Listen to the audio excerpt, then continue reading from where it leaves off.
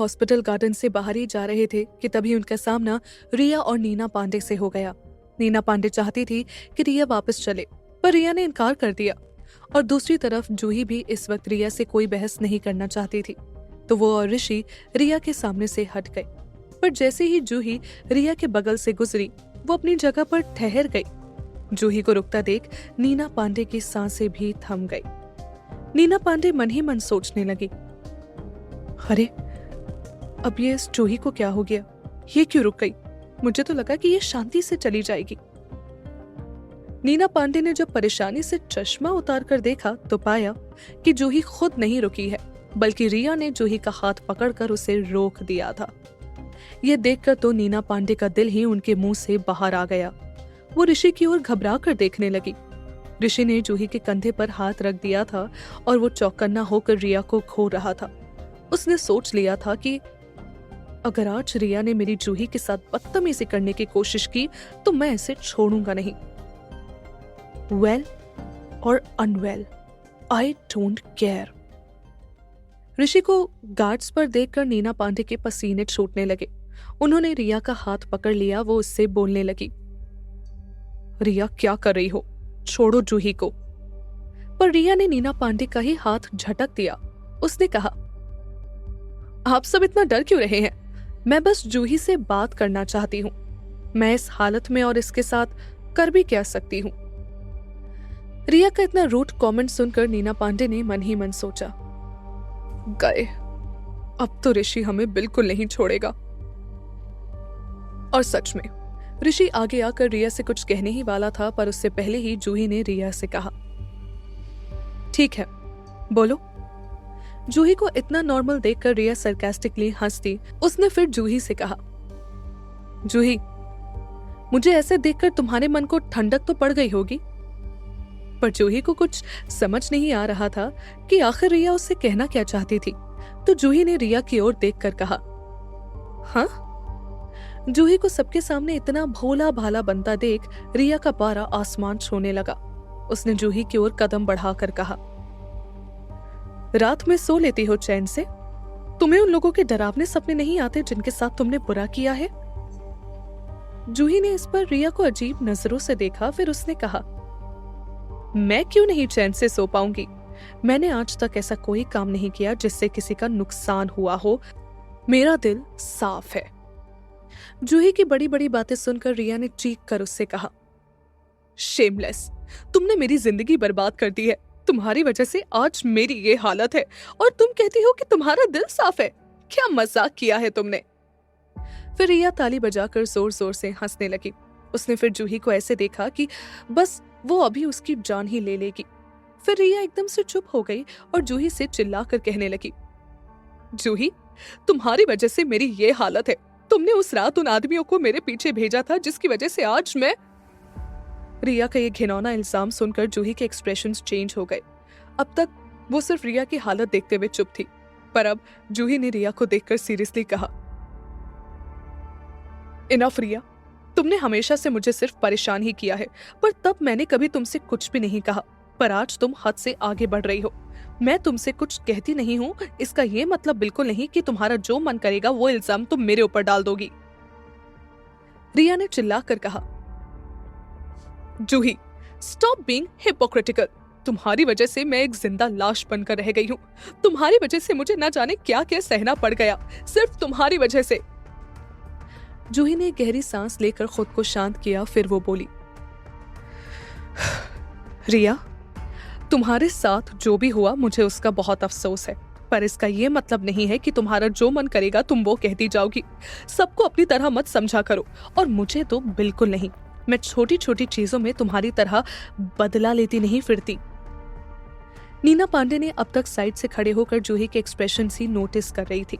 वो इतने वक्त से बिजनेस सर्कल में थी तो उन्हें लोगों के एक्सप्रेशंस पढ़ना अच्छे से आ गया था, और अभी वो जूही के एक्सप्रेशंस देखकर कह सकती थी कि मैं पक्का कह सकती हूँ कि जूही का रिया के हादसे से कोई लेना देना नहीं है। ऐसे में अगर रिया ने जूही के साथ कुछ ऐसा वैसा कर दिया तो बड़ी मुश्किल हो जाएगी।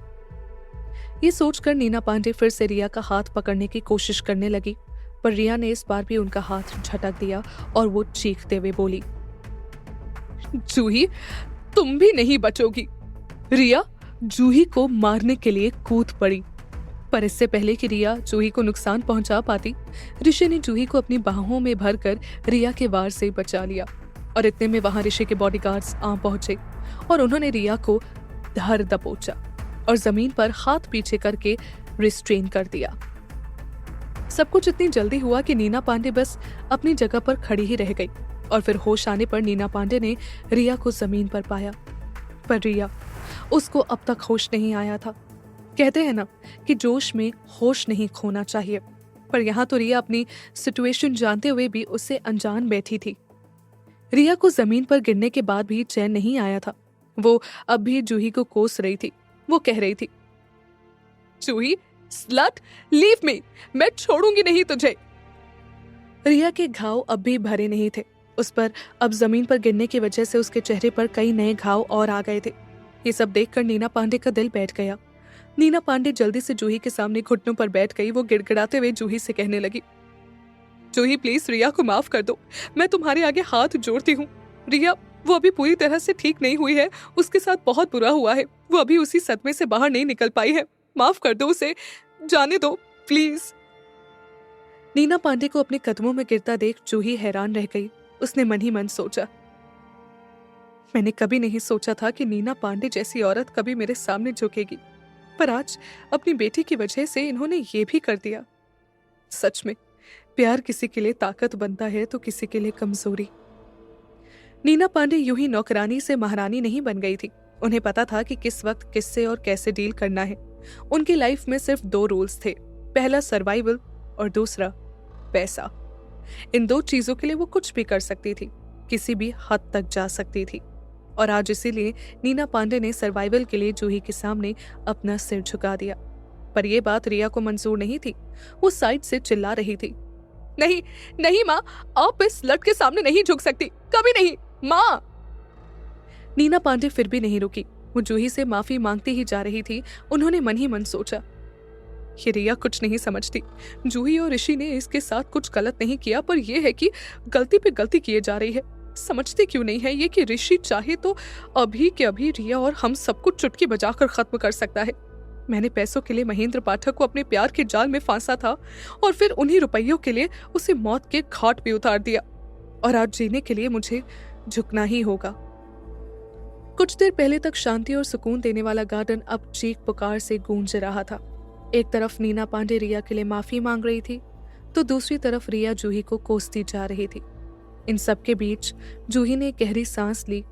वो रिया के सामने जाकर खड़ी हो गई और उससे कहने लगी, रिया, मुझे नहीं पता तुम्हें ऐसा क्यों लगता है कि तुम्हारी इस हालत की जिम्मेदार मैं हूं, पर मैं आखिरी बार तुम्हें बता देना चाहती हूं कि मैंने कुछ भी नहीं किया है। जूही की बात सुनकर रिया जूही को और बुरा भला कहने लगी, पर इस बार जूही ने रिया को इग्नोर किया। वो ऋषि के पास वापस से जाकर खड़ी हो गई। जूही ने फिर ऋषि से कहा, ऋषि, जाने दो इसे। ऋषि का बिल्कुल मन नहीं था। उसने अभी सब कुछ अपनी आंखों से देखा था, जैसे भी रिया जूही के साथ बिहेव कर रही थी। पर जूही ने ऋषि की ओर देखकर कहा, प्लीज ऋषि, वैसे भी रिया की हालत ठीक नहीं है, ऐसे में मैं उसके साथ और कुछ नहीं करना चाहती। जूही की बात मानकर ऋषि ने बेमन से ही सही पर बॉडीगार्ड्स को रिया को जाने देने का इशारा कर दिया। ऋषि का ऑर्डर पाते ही बॉडीगार्ड्स ने रिया को छोड़ दिया, पर रिया इस वक्त कहाँ कुछ सोचने या समझने की हालत में थी। बॉडीगार्ड से छुटकारा पाते ही रिया ने वापस से जूही की तरफ झपट्टा मार दिया, पर इस बार नीना पांडे ऐसी सिचुएशन के लिए पहले से ही तैयार थी। उन्होंने रिया को जूही तक पहुंचने से पहले ही पकड़ लिया और उसे गले से लगा लिया। रिया ने नीना पांडे को खुद से दूर करने की बहुत कोशिश की, पर कुछ फायदा नहीं हुआ।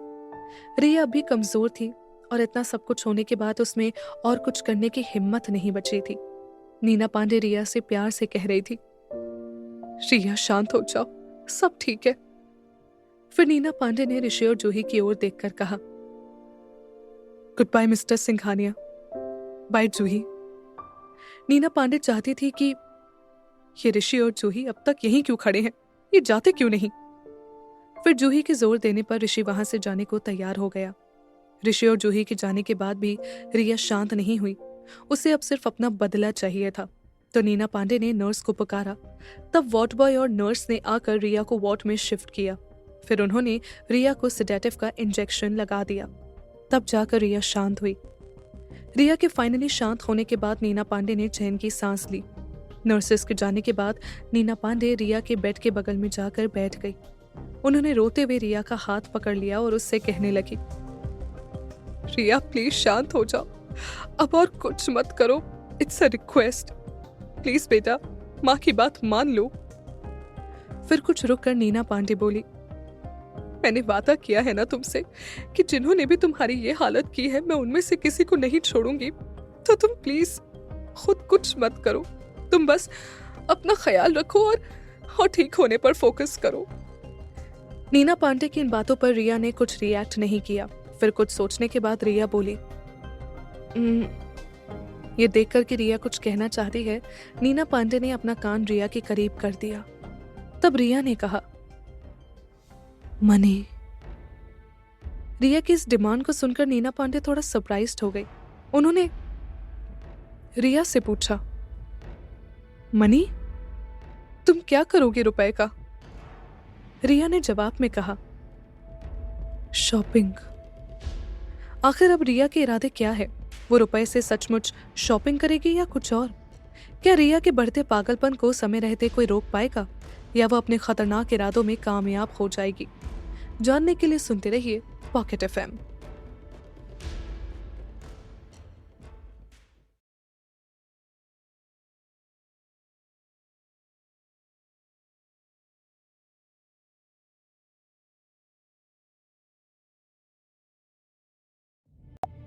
ने के बाद भी जूही ने उसे जाने दिया था। जब ऋषि और जूही के जाने के बाद भी रिया शांत नहीं हुई तो नर्स ने आकर रिया को सेडेटिव का इंजेक्शन लगा दिया, जिसके बाद फाइनली रिया शांत हो गई थी। शांत होने के बाद रिया ने नीना पांडे से पैसों की डिमांड की। अचानक से पैसों की बातें सुनकर नीना पांडे थोड़ा सरप्राइज्ड हो गई। उन्होंने रिया से पूछा, रिया, तुम्हें पैसों की क्या जरूरत है? रिया अभी सेडेटिव के असर में थी तो वो थोड़ा धीमे बात कर रही थी। रिया ने धीमे से कहा, मैं उन पैसों से शॉपिंग करूंगी। नीना पांडे ने फिर पूछा, शॉपिंग? तुम अभी शॉपिंग करने का क्यों सोच रही हो? तो रिया ने जवाब में कहा, शॉपिंग करके मेरा मूड ठीक हो जाएगा, मुझे शॉपिंग करनी है, मुझे रुपए दो। रिया की मूड ठीक होने वाली बात सुनकर नीना पांडे इमोशनल हो गई। उन्होंने कहा, ठीक है रिया, तुम्हारा जिस भी चीज से मूड ठीक होता है तुम वो करो, बस खुश रहा करो और ये सब बदले का ख्याल अपने दिमाग से निकाल दो, उसके लिए मैं हूं ना। फिर रिया का हाथ पकड़कर नीना पांडे ने कहा, तुम आराम करो और जल्दी से ठीक हो जाओ, फिर मैं तुम्हें ढेर सारे कार्ड्स दूंगी और तुम जितना चाहो उतनी शॉपिंग कर सकती हो। इस पर रिया ने कहा, नहीं, मुझे अभी अपना मूड ठीक करना है, मैं जब अपने हाथों से शॉपिंग करूंगी तभी मेरा मूड ठीक होगा, आप मुझे अभी रुपए दो। रिया की बात सुनकर नीना पांडे ने मन ही मन खुद से कहा, थैंक यू गॉड, कम से कम रिया का दिमाग ऋषि और जूही से तो हटा, वरना पता नहीं क्या हो जाता। अब अगर रिया कुछ चाहती है तो मैं उसे जरूर पूरा करूंगी, बस वो खुश रहे और जल्दी से ठीक हो जाए। तो नीना पांडे ने रिया से कहा, ठीक है, जैसा तुम चाहती हो वैसा ही होगा, मैं अभी अमेय को बोल दे रही हूँ, वो दोपहर तक तुम्हारे कार्ड का इंतजाम कर देगा। Okay, happy? इस पर रिया ने हाँ में अपना सिर हिला दिया। फिर रिया बोली, माँ, अब आप बाहर जाओ, मुझे नींद आ रही है, I want to rest. Neena Pandey के वार्ड से जाते ही रिया के चेहरे पर एक शैतान हंसी आ गई, जिसमें उसके खौफनाक इरादे साफ झलकने लगे।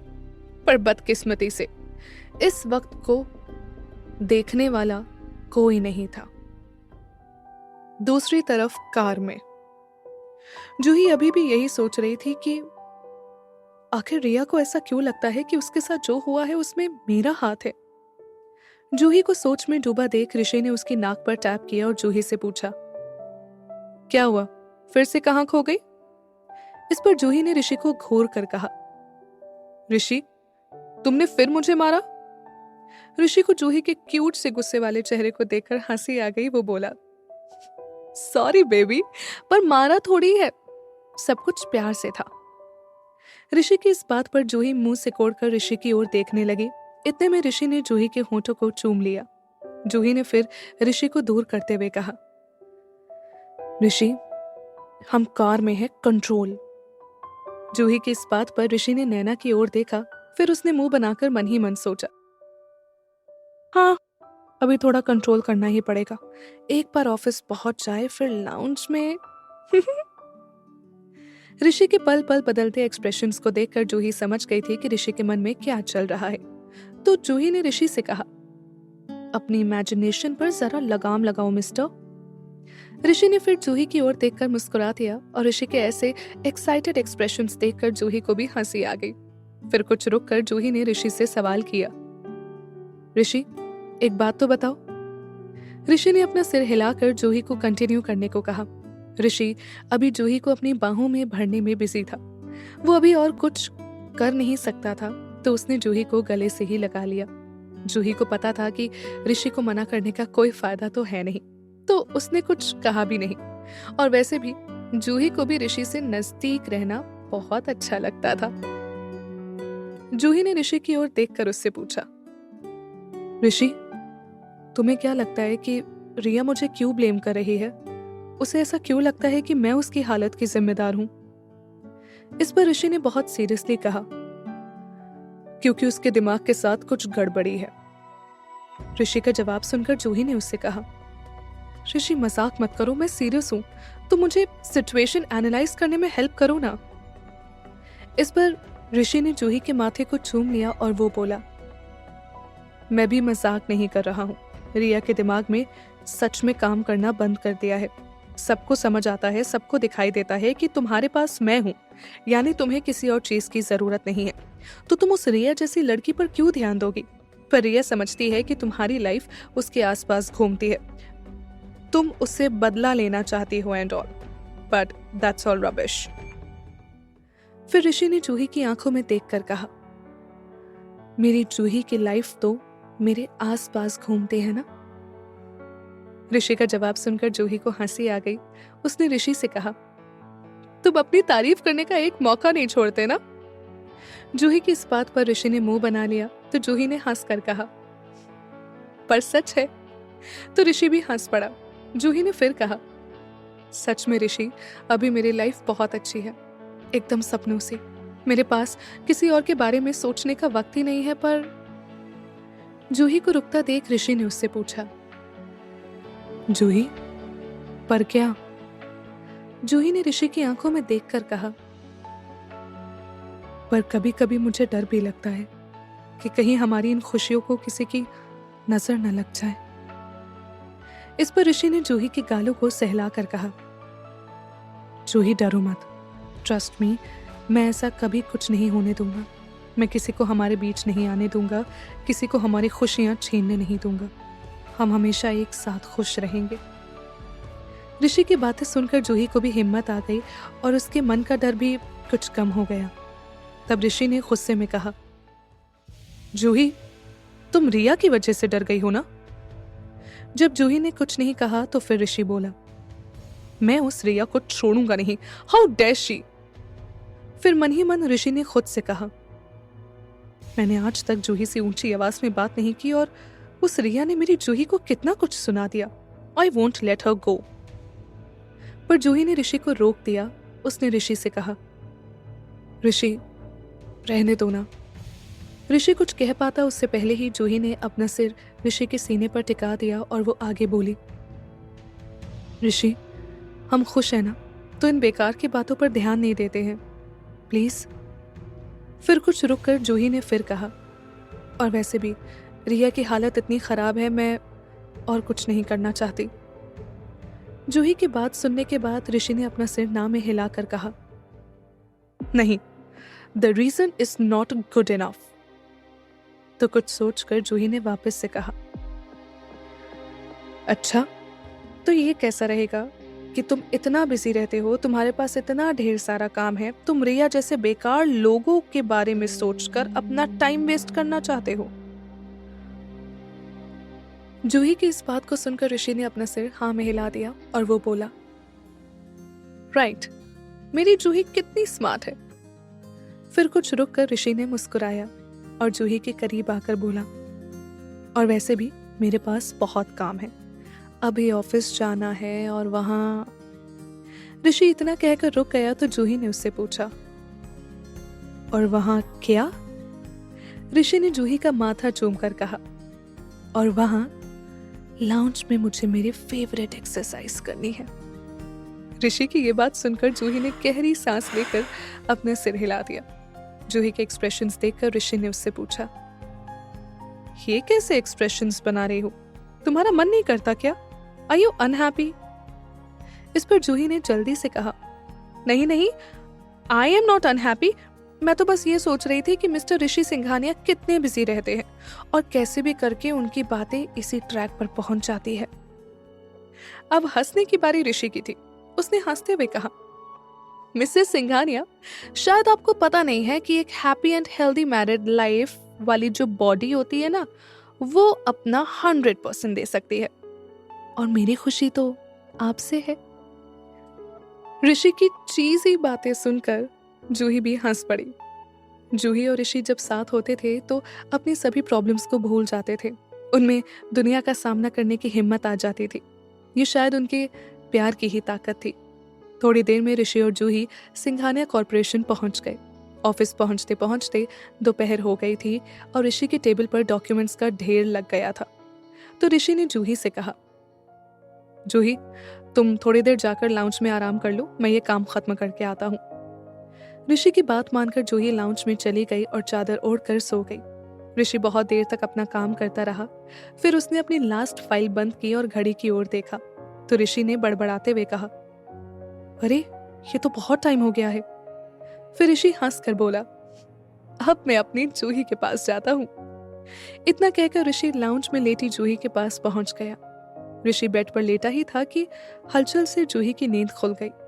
जूही ने नींद में ही अपनी आंखें मली और ऋषि की ओर प्यार से देखने लगी।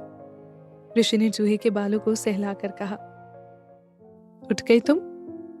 जूही ने अपना सिर हाँ में हिला दिया।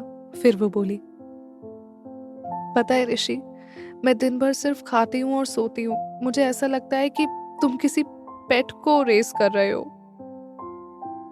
इस पर ऋषि ने हंसकर कहा, वेल, तुम्हारे और पेट के आईक्यू में क्या ज्यादा डिफरेंस नहीं है? ऋषि की बात सुनकर जूही ने सिर्फ एक गहरी सांस ली और पलटकर ऋषि को कुछ नहीं कहा, क्योंकि जूही मन ही मन सोच रही थी, लो, ये ऋषि फिर शुरू हो गया, पर अब मैं इसके झांसे में नहीं आने वाली। जूही को चुप देखकर ऋषि को उसे छेड़ने में मजा नहीं आया। उसने जूही से पूछा, क्या हुआ? तुम कुछ बोल क्यों नहीं रही हो? इस पर जूही ने जवाब दिया, मुझे पता है कि मुझे परेशान करना तुम्हारा फेवरेट पास टाइम है, but I am not interested. Juhi की बात सुनकर ऋषि ने अपना मुंह बना लिया, क्योंकि सच में उसे जूही को परेशान करने में बहुत मजा आता था। ऋषि का इतना क्यूट फेस देखकर जूही को ऋषि पर बहुत प्यार आया और वो बेड से उठकर ऋषि के ऊपर लेट गई। अचानक जूही को अपनी बाहों में पाकर ऋषि ने उसे कस कर गले से लगा लिया। जूही ने फिर ऋषि के सीने पर अपना सिर रख दिया और वो ऋषि की धड़कनें सुनने लगी। लेटे हुए ही जूही बोली, ऋषि, कस कर पकड़ो मुझे। तुम अभी मुझे संभाल नहीं पाए थे, अगर मैं गिर जाती तो? ऋषि ने जूही के बालों को चूम कर कहा, कभी नहीं। फिर ऋषि ने कुछ सोच कर कहा, और वैसे भी उसमें मेरी कोई गलती नहीं थी, तुम मोटी हो गई हो। ऋषि की इस बात को सुनकर जूही नाराज नहीं हुई, बल्कि उसने दुखी होकर कहा, हाँ सच में, मैं अब से डाइटिंग करूंगी। ऋषि ने तुरंत कहा, नहीं। ऋषि का पासा उस पर ही उल्टा पड़ गया था। क्या ऋषि जूही से किया हुआ अपना वादा निभा पाएगा? क्या जूही और ऋषि हमेशा साथ में खुश रह पाएंगे या उनके प्यार को किसी की नजर लग जाएगी? और आखिरकार रिया के दिमाग में कौन सा शैतानी पुलाव पक रहा है? जानने के लिए सुनते रहिए पॉकेट एफएम।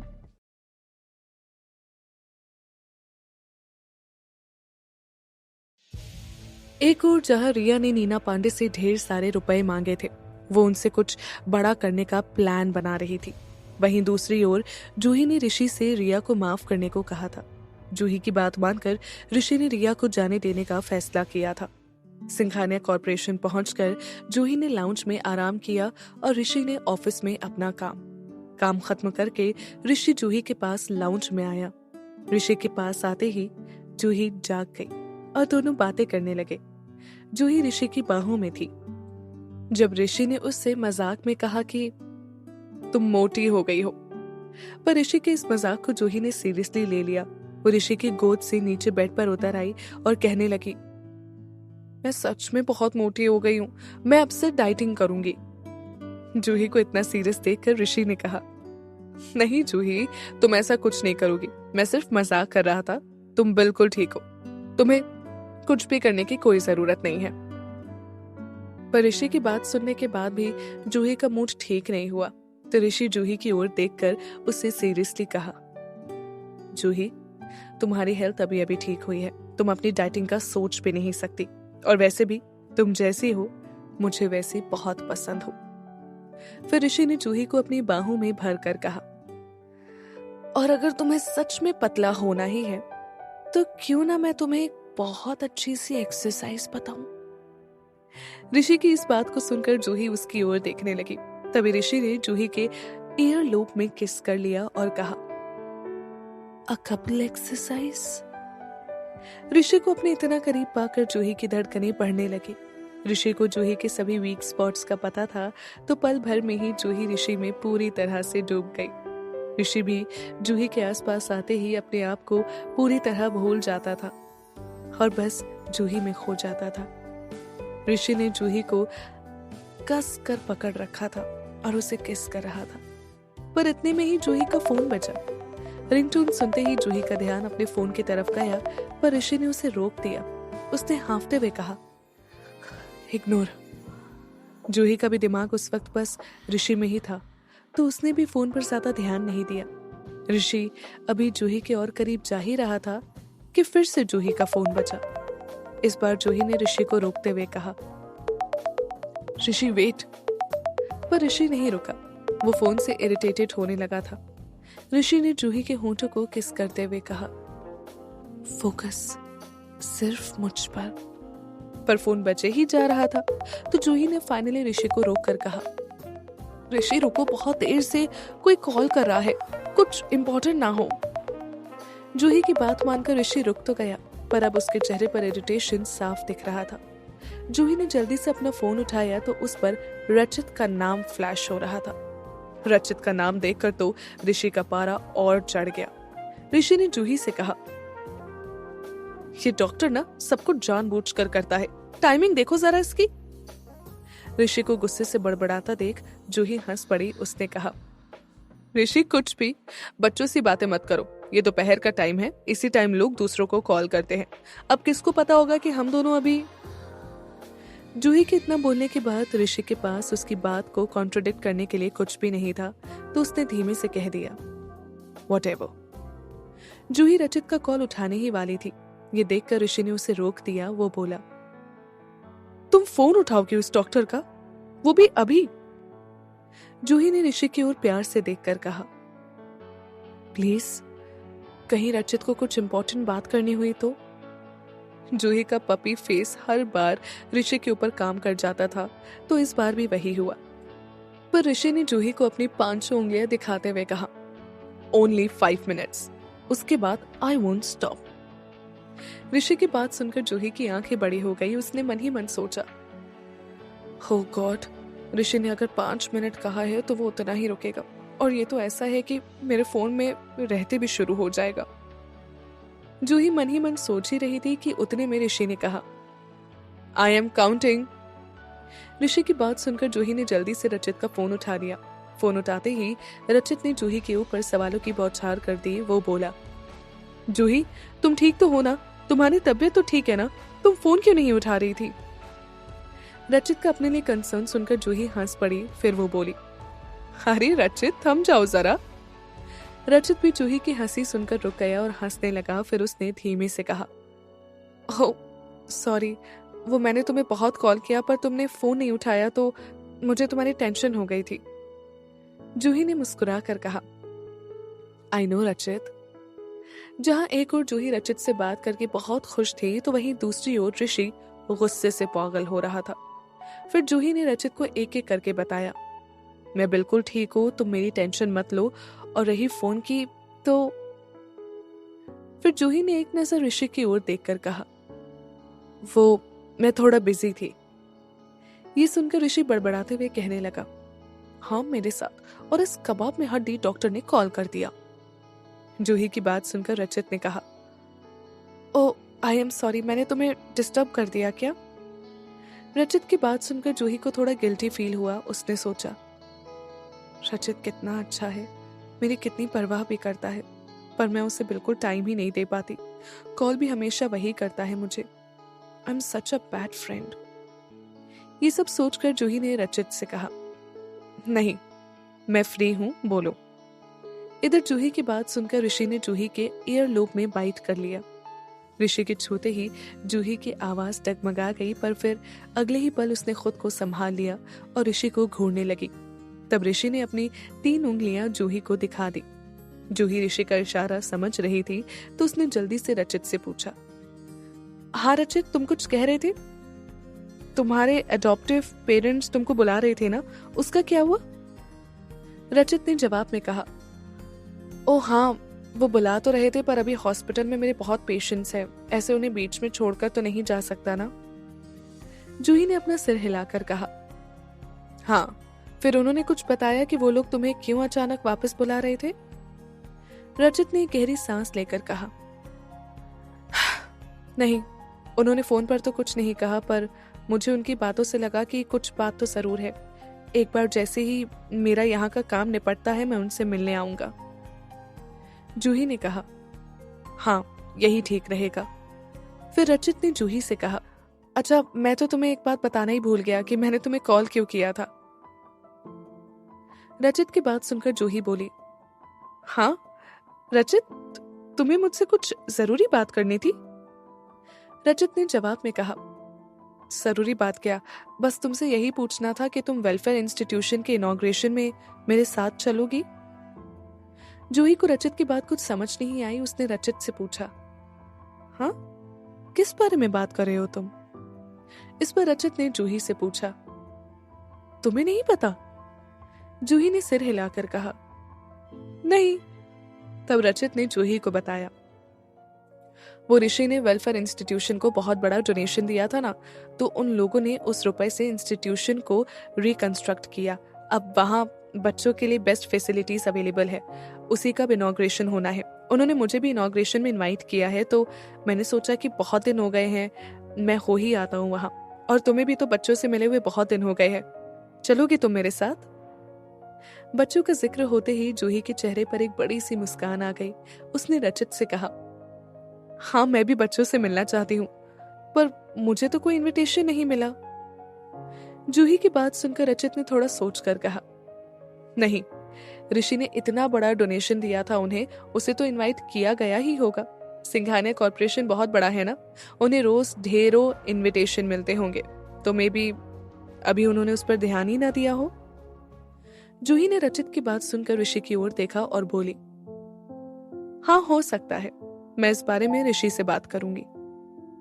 ऋषि ने जूही के मुंह से अपना नाम सुना तो उसने सवाल पूछने के अंदाज में जूही की ओर देखा और अपनी एक आईब्रो ऊपर कर दी। तब जूही ने ऋषि को रुकने का इशारा कर दिया। ये देखकर ऋषि ने जूही को अपनी एक उंगली दिखा दी। तब जूही ने मन ही मन सोचा, ओ नो, टाइम अप होने वाला है। फिर जूही ने जल्दी से रचित से पूछा, हाँ रचित, तुम कुछ कह रहे थे? रचित ने जूही के पूछने पर कहा, मैं तुमसे पूछ रहा था कि तुम चलोगी मेरे साथ इंस्टीट्यूशन? जूही ने इस पर मुस्कुराकर कह दिया, हाँ, अगर उन लोगों ने ऋषि और मुझे इनवाइट किया होगा तो मैं जरूर आऊंगी। जूही रचित से बात कर ही रही थी कि उतने में ऋषि ने उसे किस करना शुरू कर दिया। ऋषि के ऐसा करते ही जूही की सांसें तेज हो गई और उसकी आवाज लड़खड़ाने लगी। जूही ने मन ही मन सोचा, हो नो, लगता है मेरे 5 मिनट हो गए। मेरा रचित से और बात करने का मन तो है, पर इतने में ऋषि ने जूही के गले पर जोर से सक किया। जूही की पकड़ फोन पर कस गई। उसने बड़ी मुश्किल से रचित से कहा, अच्छा ठीक है रजत, मैं तुम्हें ऋषि से पूछ कर बताती हूँ। Okay okay bye.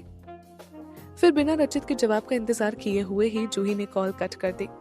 जूही ने फिर मन ही मन कहा, Rajat I am so sorry but मैं अभी तुमसे बात नहीं कर सकती, तुम्हें दोबारा जल्द ही कॉल करूंगी। जूही ने फोन काट कर ऋषि को घूर कर कहा, तुम थोड़ा रुक नहीं सकते थे? ऋषि ने जूही को किस करके कहा, नहीं। और मेरे बारे में क्या बात कर रही थी? तब जूही ने ऋषि से कहा, और हाँ, तुमने अच्छा याद दिलाया मुझे, तुम्हें वेलफेयर इंस्टीट्यूशन की ओर से कोई इनविटेशन मिला है क्या? ऋषि ने अपना सिर हाँ में हिलाकर कहा, हाँ। फिर जूही ने ऋषि से पूछा, तो तुमने मुझे बताया क्यों नहीं? ऋषि ने इस पर जूही की ओर देखकर कहा, उसमें क्या बताना था, वो मैंने उस दिन यूं ही डोनेशन दे दिया। इट्स गुड कि उन लोगों ने उसका अच्छा यूज किया, पर अब वहां हमारा क्या काम?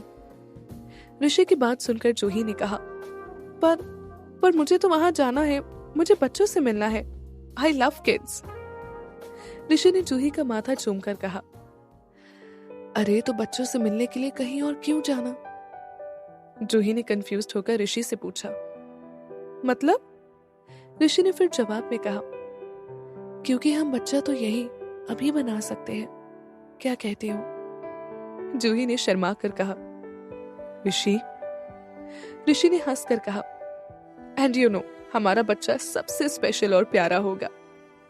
जूही ने ऋषि से कहा, ऋषि तुम कुछ भी कहते हो।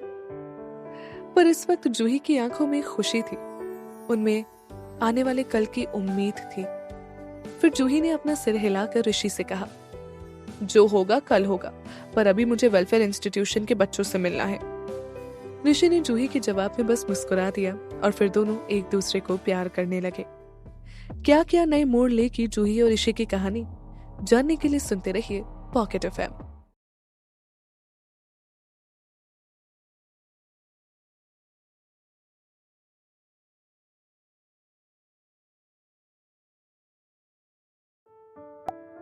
कॉल करके वेलफेयर इंस्टीट्यूशन में होने वाले इनॉग्रेशन के बारे में बताया और जूही को साथ चलने के लिए पूछा। फिर जूही ने ऋषि से इस बारे में बात की और वो मान गया। फिर ऋषि और जूही ने प्यार भरे पल साथ में बिताए। उसके बाद जूही फिर से सो गई और ऋषि बेड से उठ गया। उसने मन ही मन सोचा, काम तो करना है मुझे, मैं लेट नहीं सकता, पर जूही के पास काम भी नहीं कर सकता, वरना मैं जूही को भी नहीं आराम करने दूंगा और शी नीड्स रेस्ट, वो बहुत थक गई है। इसीलिए फिर ऋषि अपने कपड़े बदलकर लाउंज से बाहर चला गया और अपने केबिन में बैठकर काम करने लगा।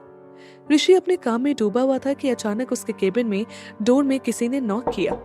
अनकॉन्शियसली ऋषि के दिमाग में ख्याल आया, मेरी आज किसी के साथ मीटिंग तो स्केड्यूल नहीं है, ये जरूर विनय ही होगा।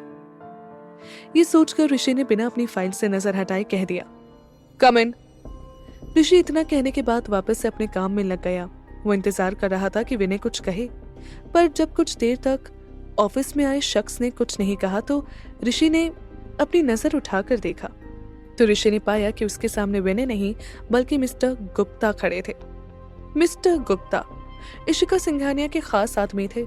जब ऋषि ने सिंघानिया कॉरपोरेशन संभाला था तो उसने इशिका सिंघानिया या किसी और के लिए काम करने वाले लोगों को कंपनी से निकाल दिया था, पर सिर्फ इशिका सिंघानिया का मान रखने के लिए ऋषि ने मिस्टर गुप्ता को नहीं निकाला था। मिस्टर गुप्ता को देखकर ऋषि ने अपनी मुट्ठी कस ली। उसने मन ही मन खुद से कहा, ये मिस्टर गुप्ता यहाँ क्या कर रहे हैं? क्या फिर मिसेस सिंघानिया ने इसे मेरी यहाँ जासूसी करने के लिए भेज दिया है? ऋषि के दिमाग में इतना ख्याल आते ही वो मिस्टर गुप्ता को गुस्से से घूरने लगा। फिर ऋषि ने मिस्टर गुप्ता से पूछा, What are you doing here?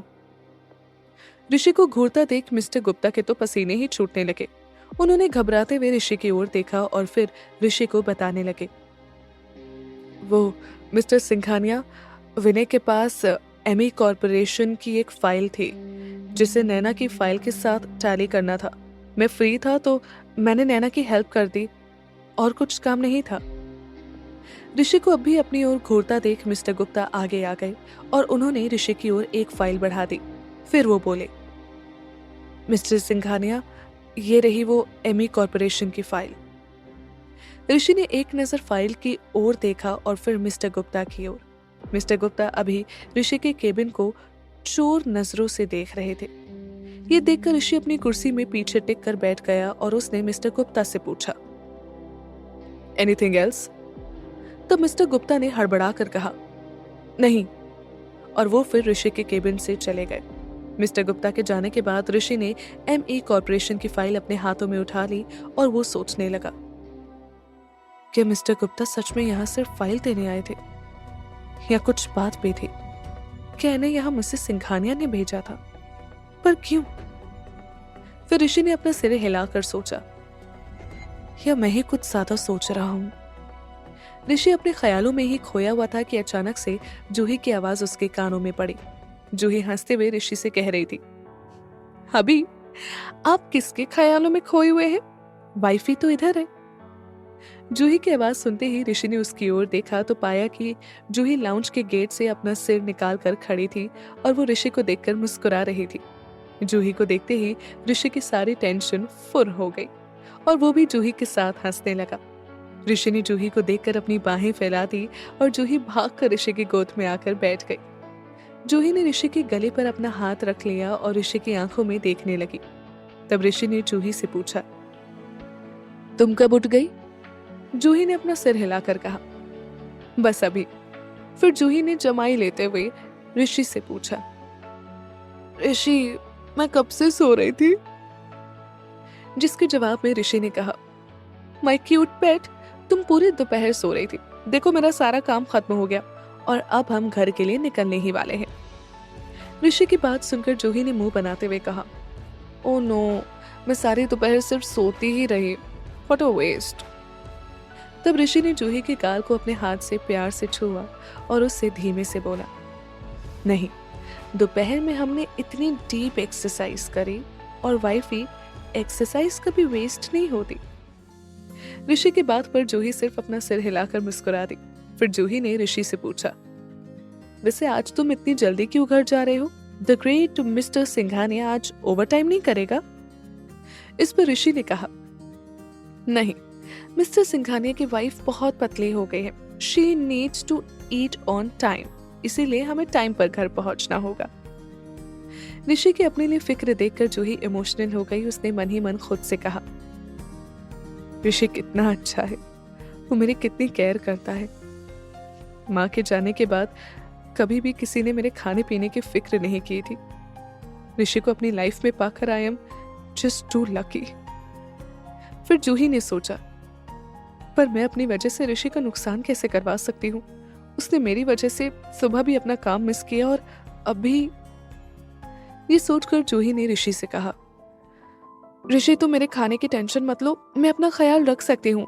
तुम यहाँ अपना काम खत्म कर लो, मैं अकेले ही घर चली जाती हूँ। इस पर ऋषि ने हर्ट फेस बनाकर कहा, जूही यू हर्ट मी। क्या तुम नहीं चाहते कि मैं भी टाइम पर खाना खाऊं? ये सुनकर जूही ने जल्दी से कहा, हाँ, पर मैंने ऐसा कब कहा? फिर जूही ऋषि को अपनी बात समझाने लगी। उसने कहा, मैं तो बस नहीं चाहती थी कि मेरी वजह से तुम्हारा काम सफर करे। जूही को इतना परेशान देखकर ऋषि को हंसी आ गई। उसने कहा, मिसेस सिंघानिया, ऋषि सिंघानिया अपने काम को कभी सफर नहीं होने देता और ना ही किसी और चीज को। ऋषि की बात सुनकर जूही ने उससे पूछा, और किस चीज को? तब ऋषि ने जूही के माथे को चूम कर कहा, मैं अगर टाइम पर खाना नहीं खाऊंगा तो मेरी हेल्थ अफेक्ट होगी, और अगर मेरी हेल्थ अफेक्ट होगी तो। फिर ऋषि ने जूही की आंखों में देखकर कहा, तो मैं अच्छे से एक्सरसाइज नहीं कर पाऊंगा। ऋषि की बात सुनकर जूही के चेहरे से टेंशन गायब हो गई और उसने हंसकर ऋषि के कंधे पर धीमे से थपकी मार दी और बोली, क्या ऋषि, तुम्हारी सारी बातें घूम फिरकर उसी डायरेक्शन में कैसे पहुंच जाती है? ऋषि ने इस पर हंसकर कहा, टैलेंट बेबी, टैलेंट। ऋषि की बात सुनकर जूही के चेहरे पर तो मुस्कान थी ही, पर इस वक्त उसका दिल भी वार्मथ से भर गया था। जूही ने मन ही मन खुद से कहा, ऋषि सच में तुम लाखों में एक हो और मैं बहुत लकी हूं कि तुम मेरे हो। कितने लोग ही बस रुपए देकर अपना प्यार जाहिर कर दिया करते हैं, पर तुम वैसे नहीं हो। तुम चाहो तो हजारों कार्ड मुझे लाकर दे सकते हो, पर तुम वैसा नहीं करते। तुम मेरे लिए अपना वक्त निकालते हो। पर सच कहूं तो वो मेरे लिए अनमोल है। आई लव यू ऋषि, और ये बात मैं जल्दी तुमसे कहूंगी। जूही को फिर अपने ख्यालों में खोया देख ऋषि ने उससे पूछा, जूही तुम फिर कहाँ खो गई? तब जूही ने ऋषि की ओर देखकर कहा, नहीं कहीं नहीं। जूही का जवाब सुनकर ऋषि ने जूही की नाक में प्यार से टैप किया और बोला, क्या इतना सोचने की जगह कुछ मुझसे भी शेयर कर लिया करो। ऋषि की इस बात को सुनकर जूही ने ऋषि की आंखों में देखकर कहा, जल्दी। जूही की ये बात ऋषि को कुछ समझ नहीं आई, पर इससे पहले कि वो जूही से कुछ और सवाल कर पाता, जूही ऋषि की गोद से उठ गई और हंसते हुए जूही ने ऋषि का हाथ पकड़कर उसे भी अपने पास खींच लिया। जूही की हंसी ऋषि के लिए बहुत इफेक्टिव थी। वो उसे देखकर सब कुछ भूल जाया करता था। इसके बाद दोनों ऋषि और जूही सिंघानिया कॉर्पोरेशन से निकल गए। सिंघानिया विला की ओर जाने लगे। आज कार नैना ड्राइव कर रही थी और बॉडीगार्ड्स पीछे से दूसरी गाड़ी में बैठकर आ रहे थे। नैना को ऋषि और जूही की जोड़ी बहुत पसंद थी। वो बैठती तो आगे थी, पर उसके कान पीछे की ओर ही खड़े रहते थे और वो बस मन ही मन खुद से यही कहती थी, ओह माय गॉड, ये ऋषि सर और जूही मैम कितने क्यूट है। They are my favourite. Singhania villa पहुंचते ही ऋषि ने जूही का हाथ पकड़ लिया और वो फिर कार से उतरने ही वाला था, पर जूही ने ऋषि को रोक दिया। इस पर ऋषि ने जूही की ओर कंफ्यूज्ड होकर देखा। उसने उससे पूछा, क्या हुआ जूही, घर नहीं चलना क्या? तब जूही ने ऋषि को डांट कर कहा, क्या ऋषि तुम फिर भूल गए ना? मैंने कहा था ना तुमसे कि हम मिसेस सिंघानिया को अभी अपने रिश्ते का सच नहीं बताएंगे। फिर क्यों? ऋषि जूही की इस बात से बिल्कुल अग्री नहीं करता था, पर फिर भी उसने जूही की जिद के सामने हार मान ली। ऋषि ने गहरी सांस लेकर कहा, ओके, जैसी तुम्हारी मर्जी। इतना कहकर ऋषि कार से अकेला ही उतर गया। जब से इशिका सिंघानिया को मालूम पड़ा था कि ऋषि आज घर आने वाला है, तब से वो तैयार होकर दरवाजे पर ही खड़ी थी। ऋषि को अकेला अपनी ओर आता देख इशिका सिंघानिया बहुत खुश हुई। उन्होंने आगे बढ़कर ऋषि को वेलकम किया और उसका हाल चाल लेने के बाद उससे कहने लगी, ऋषि, आज जब से मैंने सुना था कि तुम घर आने वाले हो, तब से मैंने तुम्हारी पसंद की सभी चीजें बनवानी शुरू कर दी थी। तुम जल्दी से फ्रेश हो जाओ, मैं खाना लगवा देती हूँ। ऋषि इशिका सिंघानिया की हर बात पर हाँ में तो सिर हिला रहा था, पर उसका ध्यान तो सिर्फ जूही पर ही था। वो मन ही मन सोच रहा था, ये जूही अब तक क्यों नहीं आई? कहाँ रह गई ये लड़की? इसीलिए मैं कह रहा था कि मेरे साथ ही चले, पर नहीं, उसे तो अपने मन की करनी है। क्या हो जाएगा अगर हमने मिसेस सिंघानिया को अपने रिश्ते का सच बता भी दिया तो? जूही कुछ ज्यादा ही सोच रही है। जूही ऋषि के जाने के कुछ सेकंड बाद ही कार से उतर आई थी, पर जब उसने ऋषि और इशिका सिंघानिया को हंसकर बात करता देखा तो उसके सीने में एक आग भड़क उठी। उसने मन ही मन खुद से कहा, ये ऋषि मेरे होते हुए किसी और औरत के इतना करीब कैसे खड़ा हो सकता है? फिर जूही अपने ही ख्याल से डर गई। उसने खुद को डांट कर कहा, जूही तो पागल हो गई है क्या? तो इशिका सिंघानिया से कैसे जेलस हो सकती है? इशिका सिंघानिया ऋषि की स्टेप मॉम है। माँ मतलब जानती है ना तू इस वर्ड का? फिर कैसे?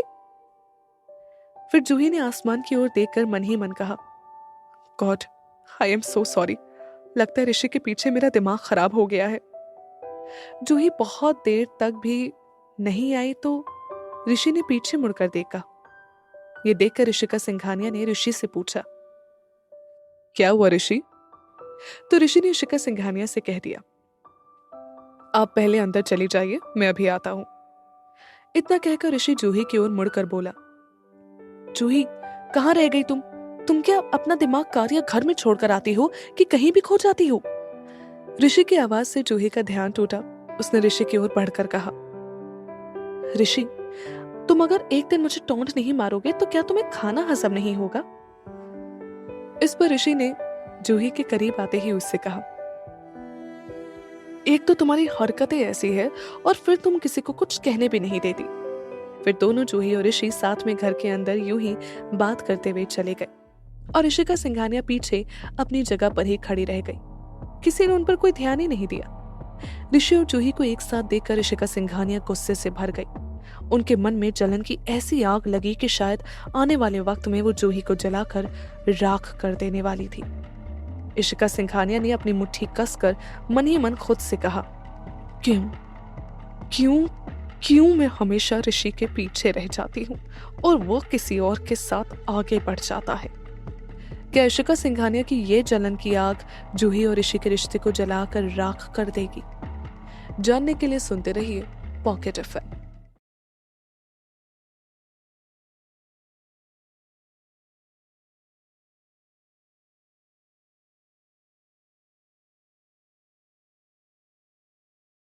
सिंघानिया विला पहुंच गया था, पर जूही ने ऋषि के साथ कार से बाहर आने से इनकार कर दिया क्योंकि वो इशिका सिंघानिया को अपने रिश्ते का सच नहीं बताना चाहती थी। पर जब जूही बहुत देर तक भी अंदर नहीं आई तो ऋषि ने खुद ही जूही को आवाज लगा दी और फिर दोनों साथ ही विला के अंदर गए और पीछे खड़ी इशिका सिंघानिया जल भुन गई। उन्होंने ऋषि को जूही के साथ में देखकर गुस्से में अपनी मुट्ठी कस ली। वो मन ही मन खुद से कहने लगी, क्यों क्यों क्यों मैं ही हमेशा ऋषि के पीछे रह जाती हूँ और ये जूही किस हक से मेरे ऋषि के साथ चल सकती है? मैं इस जूही को छोड़ूंगी नहीं। इशिका सिंघानिया के दिमाग में खतरनाक ख्याल पनप रहे थे। इतने में मिसेस चंद्रा उनके पास आकर खड़ी हो गई। उन्होंने इशिका सिंघानिया को पुकार कर कहा, मैडम। मिसेस चंद्रा की आवाज सुनते ही इशिका सिंघानिया ने एक गहरी सांस लेकर खुद को शांत किया। वो फिर खुद से बोली, नहीं, मैं अपने इमोशंस के चलते कोई गड़बड़ी नहीं कर सकती। मैं ऋषि को नहीं खो सकती।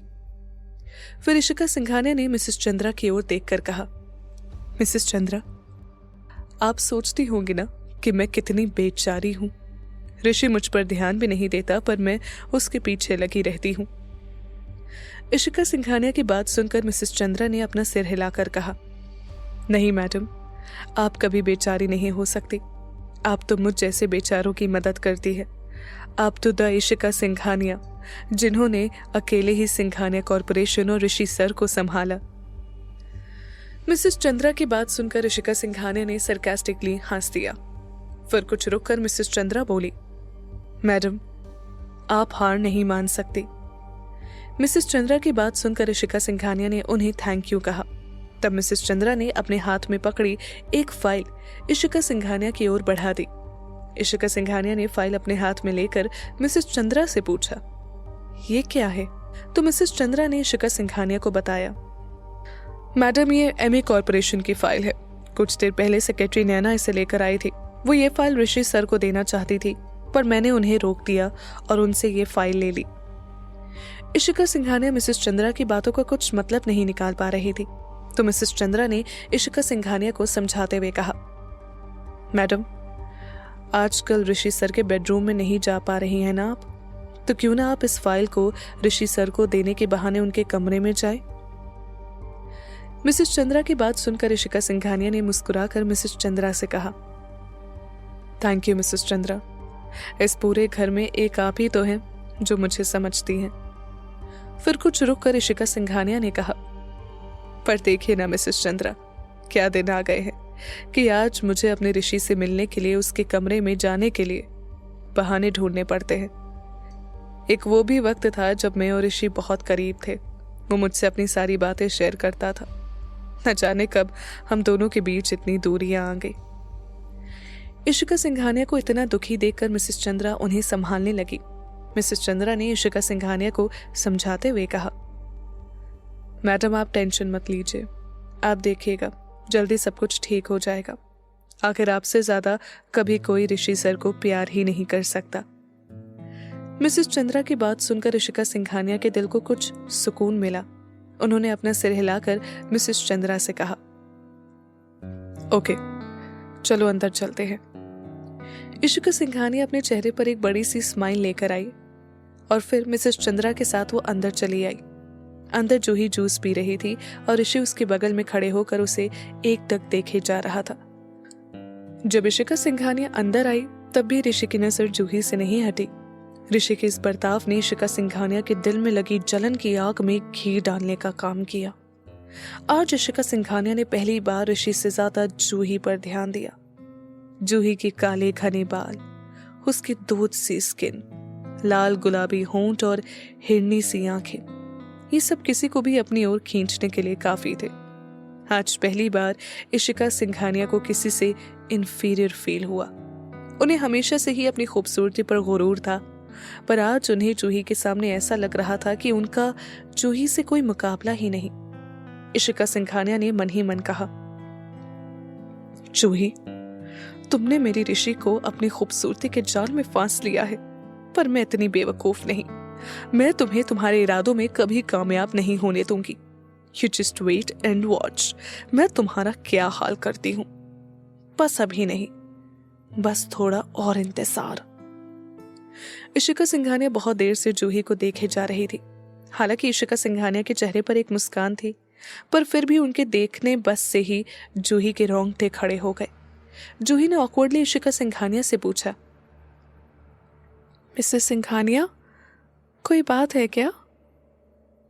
तब इशिका सिंघानिया ने जूही को देखकर हंस दिया और वो बोली, नहीं, मैं बस देख रही थी कि तुम दिन ब दिन और भी खूबसूरत होती जा रही हो। इशिका सिंघानिया की बात सुनकर ऋषि ने अपना सिर हिलाकर मन ही मन सोचा, आज पहली बार मिसेस सिंघानिया ने कोई सही बात कही है। जहां ऋषि का ध्यान सिर्फ इशिका सिंघानिया के शब्दों पर था, पर जूही उससे पक्का तो नहीं पता था, पर उसे लग रहा था कि इशिका सिंघानिया की बातों में कोई मतलब छुपा हुआ है। फिर इशिका ने हंसकर ऋषि की ओर देखा और उससे पूछने लगी, ऋषि, तुम बहुत खुश लग रहे हो, क्या बात हो गई? जूही ने कोई फनी बात कही क्या? इशिका सिंघानिया के सवाल पर ऋषि ने सिर्फ ना में अपना सिर हिला दिया और जूही ने भी कुछ नहीं कहा। जूही और ऋषि की इन हरकतों से इशिका सिंघानिया का गुस्सा और भी बढ़ रहा था, पर उन्होंने खुद को ये कहकर शांत किया कि मुझे आज शांत रहना ही होगा।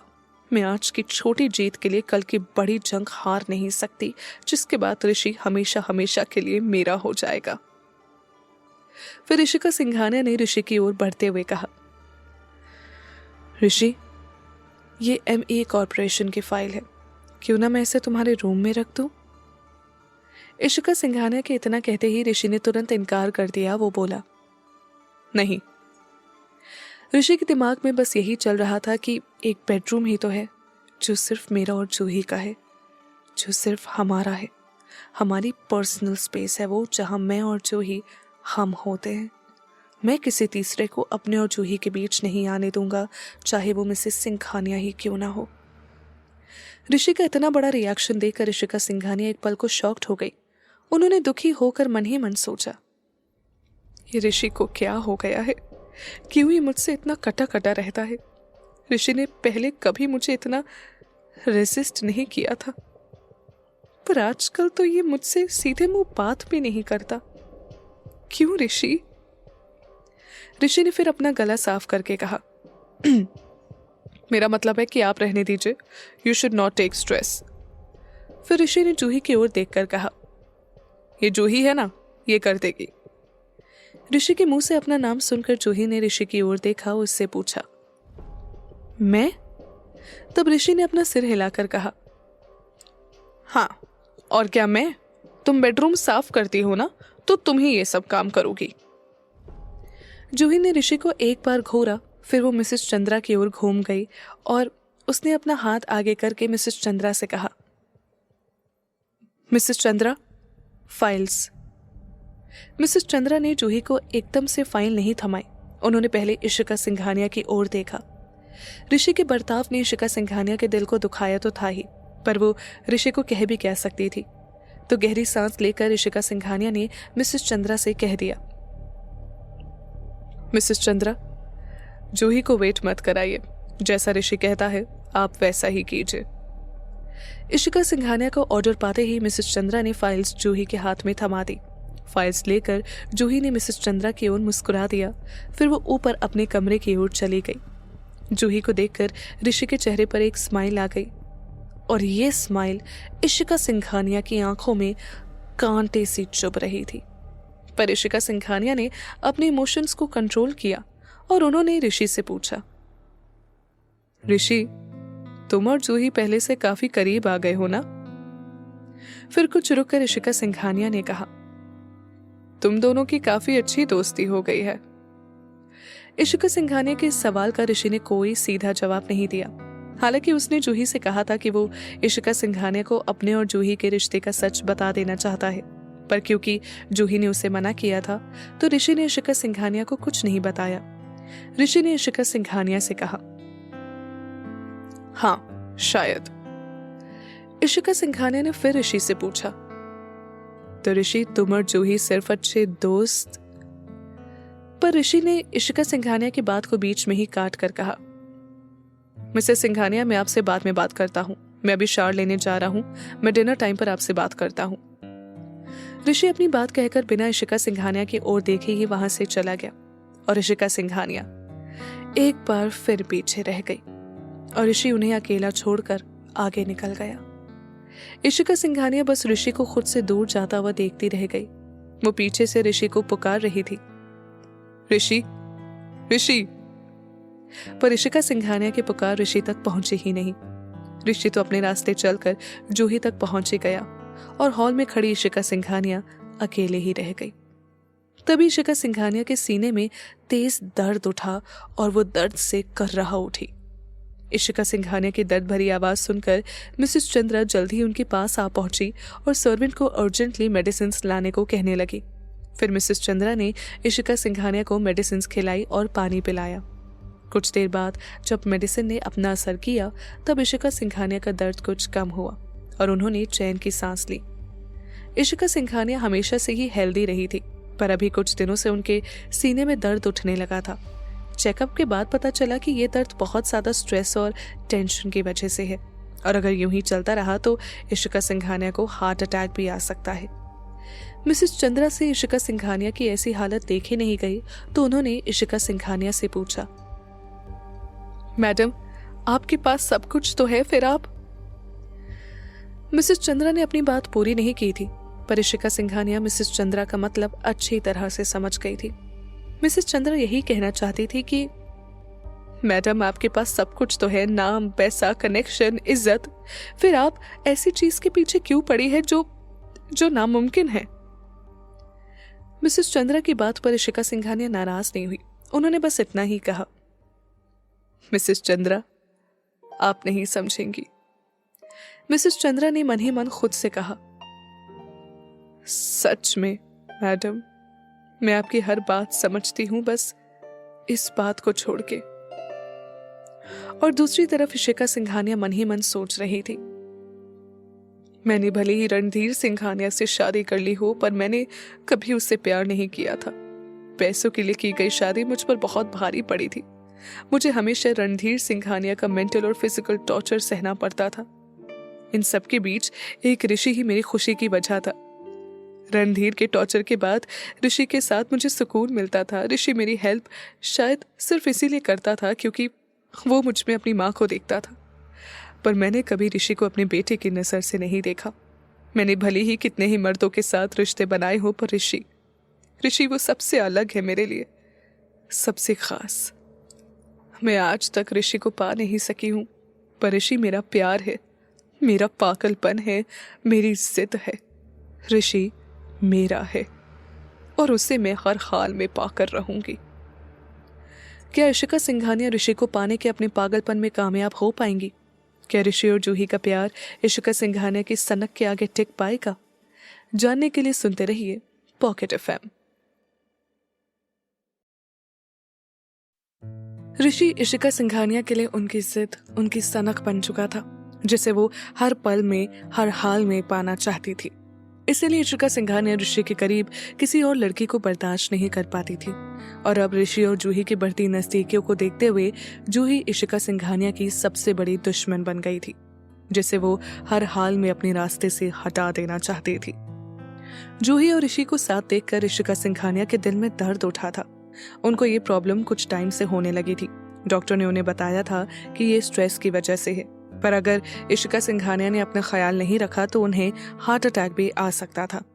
इशिका सिंघानिया को दर्द में देखकर मिसेस चंद्रा ने उन्हें मेडिसिन दी, जिसके बाद इशिका सिंघानिया को बेहतर महसूस हुआ और तब मिसेस चंद्रा ने इशिका सिंघानिया से पूछा, मैडम आप अपनी इस हालत के बारे में ऋषि सर को क्यों नहीं बता देती? इशिका सिंघानिया ने अपना हाथ हिलाकर मिसेस चंद्रा से कहा, मैं अभी ऋषि से इस बारे में कुछ नहीं कहूंगी। ऋषि वैसे ही आजकल मुझसे उखड़ा उखड़ा रहता है, और अभी अगर उसे मेरी हालत के बारे में पता चला तो कहीं उसे ये ना लगे कि मैं नाटक कर रही हूँ।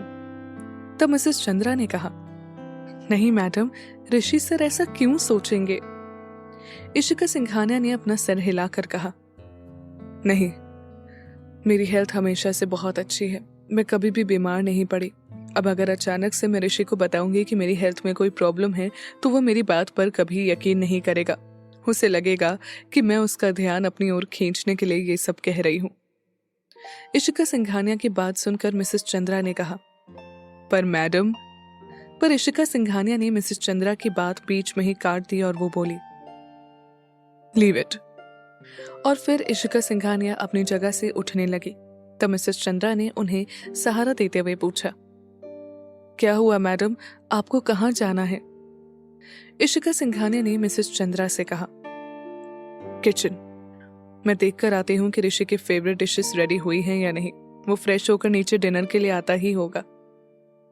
इशिका सिंघानिया की इस बात को सुनकर मिसेस चंद्रा ने उनसे कहा, पर मैडम, आपकी तबीयत अभी ठीक नहीं है।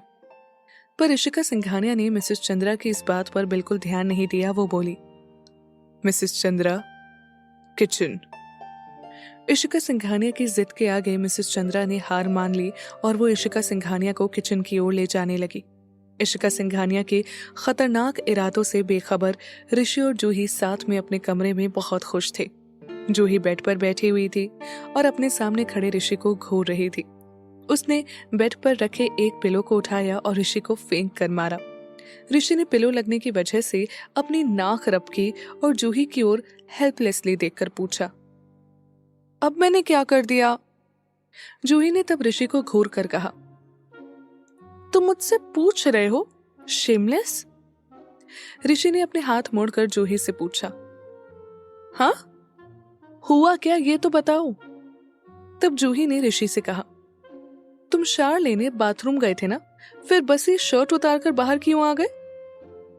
इस पर ऋषि ने जूही से कहा, अरे मैं अपने कपड़े बाहर भूल गया था, वहीं लेने आया था। तुम्हारे दिमाग में क्या चलता रहता है, हाँ? ऋषि की बात सुनकर जूही ने मन ही मन खुद से कहा, मैंने ऋषि को कुछ गलत समझ लिया क्या? नहीं, ऐसे कैसे हो सकता है? ऋषि को जब भी मौका मिलता है वो शुरू हो जाता है, तो मुझे कैसे पता होता कि अभी ऐसा कुछ नहीं है? तो इट्स नॉट माई फॉल्ट। फिर जूही ने ऋषि से कहा, ओह। इतना कहने के बाद जूही बेड से उठी और पिलो जमीन से उठाने लगी। जूही पिलो उठाते हुए ऋषि से कह रही थी, ऋषि अब तुम जाओ, शावर ले लो, मैं तुम्हें बिल्कुल डिस्टर्ब नहीं करूंगी। जूही ने इतना कहा ही था कि उतने में ऋषि ने उसे अपनी गोद में उठा लिया। ऋषि की जूही को अचानक से पकड़ने की वजह से जूही चीख पड़ी, आ! फिर जूही ने ऋषि को घूर कर उससे पूछा, ऋषि क्या कर रहे हो? तुमने तो कहा था कि तुम शावर लेने जा रहे हो, तो ये अब क्या कर रहे हो? ऋषि ने जूही से कहा, मैं शावर लेने ही जा रहा हूं। ऋषि की ये बात सुनकर जूही ने उससे पूछा, हाँ, फिर? तो ऋषि ने जूही की आंखों में देखकर कहा, तुम्हें समझ जाना चाहिए। ऋषि की इस बात पर जूही का मुंह खुल गया। जूही को यूं हैरान देखकर ऋषि को हंसी आ गई। ऋषि की हंसी की आवाज सुनकर जूही अपने शौक से बाहर आई। उसने ऋषि की ओर उंगली करके कहा, तुम? फिर जूही ने गहरी सांस लेकर कहा, आई न्यू इट। पर जूही जानती थी कि ऋषि जो करना चाहता है वो करके ही मानता है, इसीलिए उसने सिर्फ अपना सिर हिला दिया और कुछ नहीं कहा। कुछ देर बाद ऋषि और जूही दोनों ही अपने गीले बाल पोंछ रहे थे। जूही अब बस सोना चाहती थी, पर ऋषि ने उससे कहा, बेबी आओ, मैं तुम्हारे बालों को पोंछ देता हूं। ऋषि के इतना कहते ही जूही ने अपना सिर हिलाकर मना कर दिया। जूही बड़बड़ाते हुए बोली, no, I am too tired. तो ऋषि ने मुस्कुराकर जूही को अपनी बाहों में ले लिया और उसके बाल प्यार से पोंछने लगा। ऋषि जूही के बालों को पोंछने में इतनी एहतियात बरत रहा था कि गलती से भी उससे जूही का एक बाल भी ना टूट जाए। ऋषि को इतना केयरफुल अपने बाल पोंछते देख जूही ने मन ही मन सोचा, ऋषि, आई लव यू। मैंने कभी नहीं सोचा था कि जो हाथ करोड़ों की डील यूं ही कर जाते हैं वो मेरे बालों को इतने ध्यान से संभालेंगे। जैसे इनमें कोई कीमती हीरे लगे हो। जूही की बड़ी सी आंखों में कल के बहुत से सपने थे जिनमें वो और ऋषि साथ थे।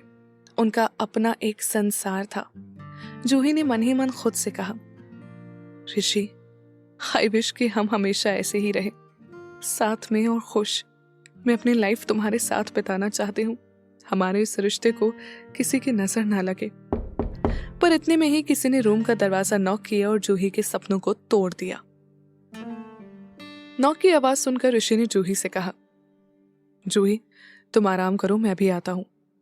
इतना कहकर ऋषि ने जूही को बेड पर लेटा दिया और वो दरवाजा खोलने चला गया। ऋषि के दरवाजा खोलते ही इशिका सिंघानिया उसके सामने खड़ी थी। ऋषि को यूं अपने सामने बाथरोब में देखकर इशिका सिंघानिया एक पल को शॉक्ड हो गई। ऋषि बाथरूम से आकर सीधे जूही के बाल पोंछने लगा था। उसके पास टाइम ही नहीं था कि वो अपने कपड़े बदले। वो बस ऐसे ही नॉक की आवाज सुनकर बिना कुछ ज्यादा सोचे दरवाजा खोलने चला आया था। पर अब ऋषि को यूं देखकर इशिका सिंघानिया की धड़कनें बढ़ने लगी थी। उनकी नजर ऋषि के चेहरे से लेकर नीचे तक गई। इशिका सिंघानिया अपने जोर से धड़कते दिल पर हाथ रखकर बस एक टक ऋषि की ओर ही देखे जा रही थी। इशिका सिंघानिया ने मन ही मन खुद से कहा, ऋषि के बाल गीले लग रहे हैं, जैसे इसने अभी अभी शार किया हो। ऋषि का गला, ऋषि का चेस्ट, कितना गॉड, काश मैं इन्हें छू सकती। इशिका सिंघानिया के इतना सोचते ही उनके हाथ ऋषि की ओर बढ़ने लगे। पर इशिका सिंघानिया को यूं खुद को देखता देख ऋषि को बहुत अनकंफर्टेबल फील हुआ। ऋषि इशिका सिंघानिया की नजरों का मतलब तो नहीं समझ पा रहा था, पर इशिका सिंघानिया की ये नजरें उसे बेचैन कर रही थी।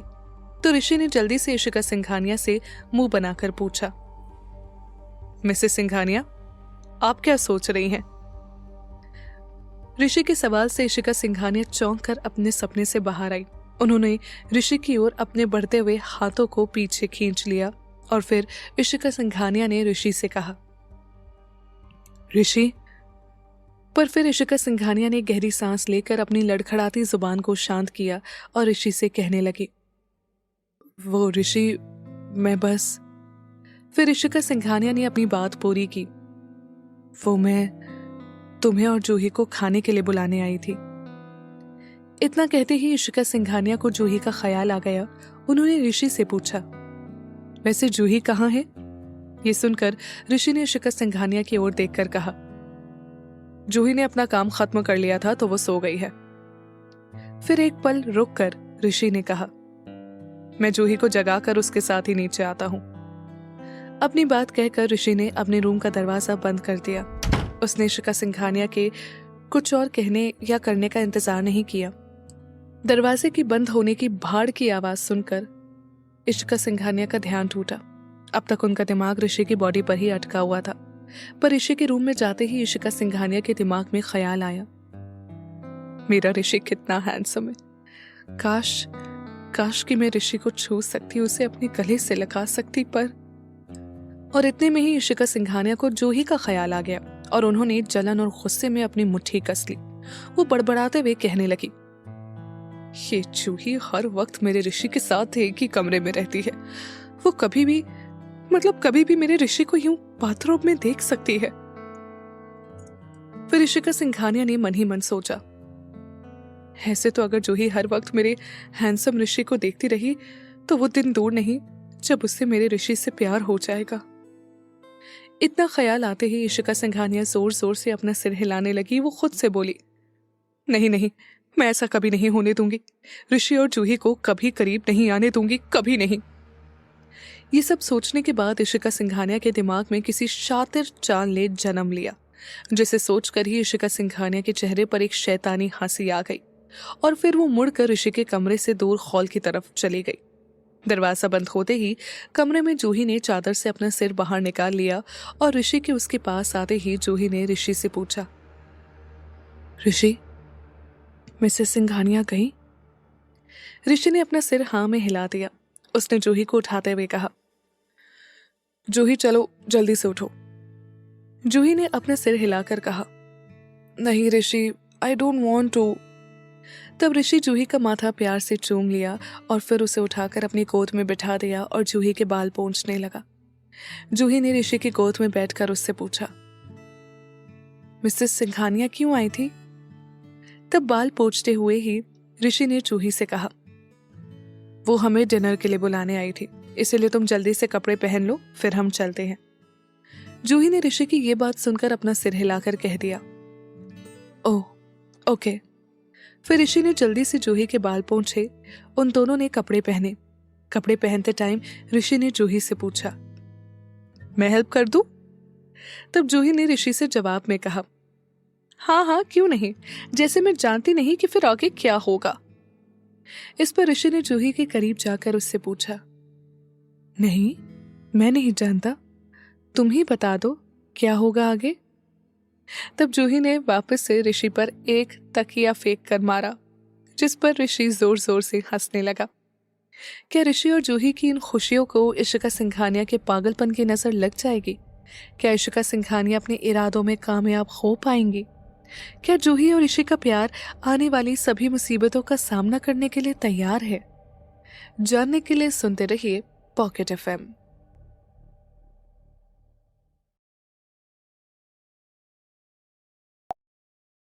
ले बाल पोंछ रहा था कि उतने में इशिका सिंघानिया ऋषि और जूही को डिनर के लिए बुलाने आ गई थी।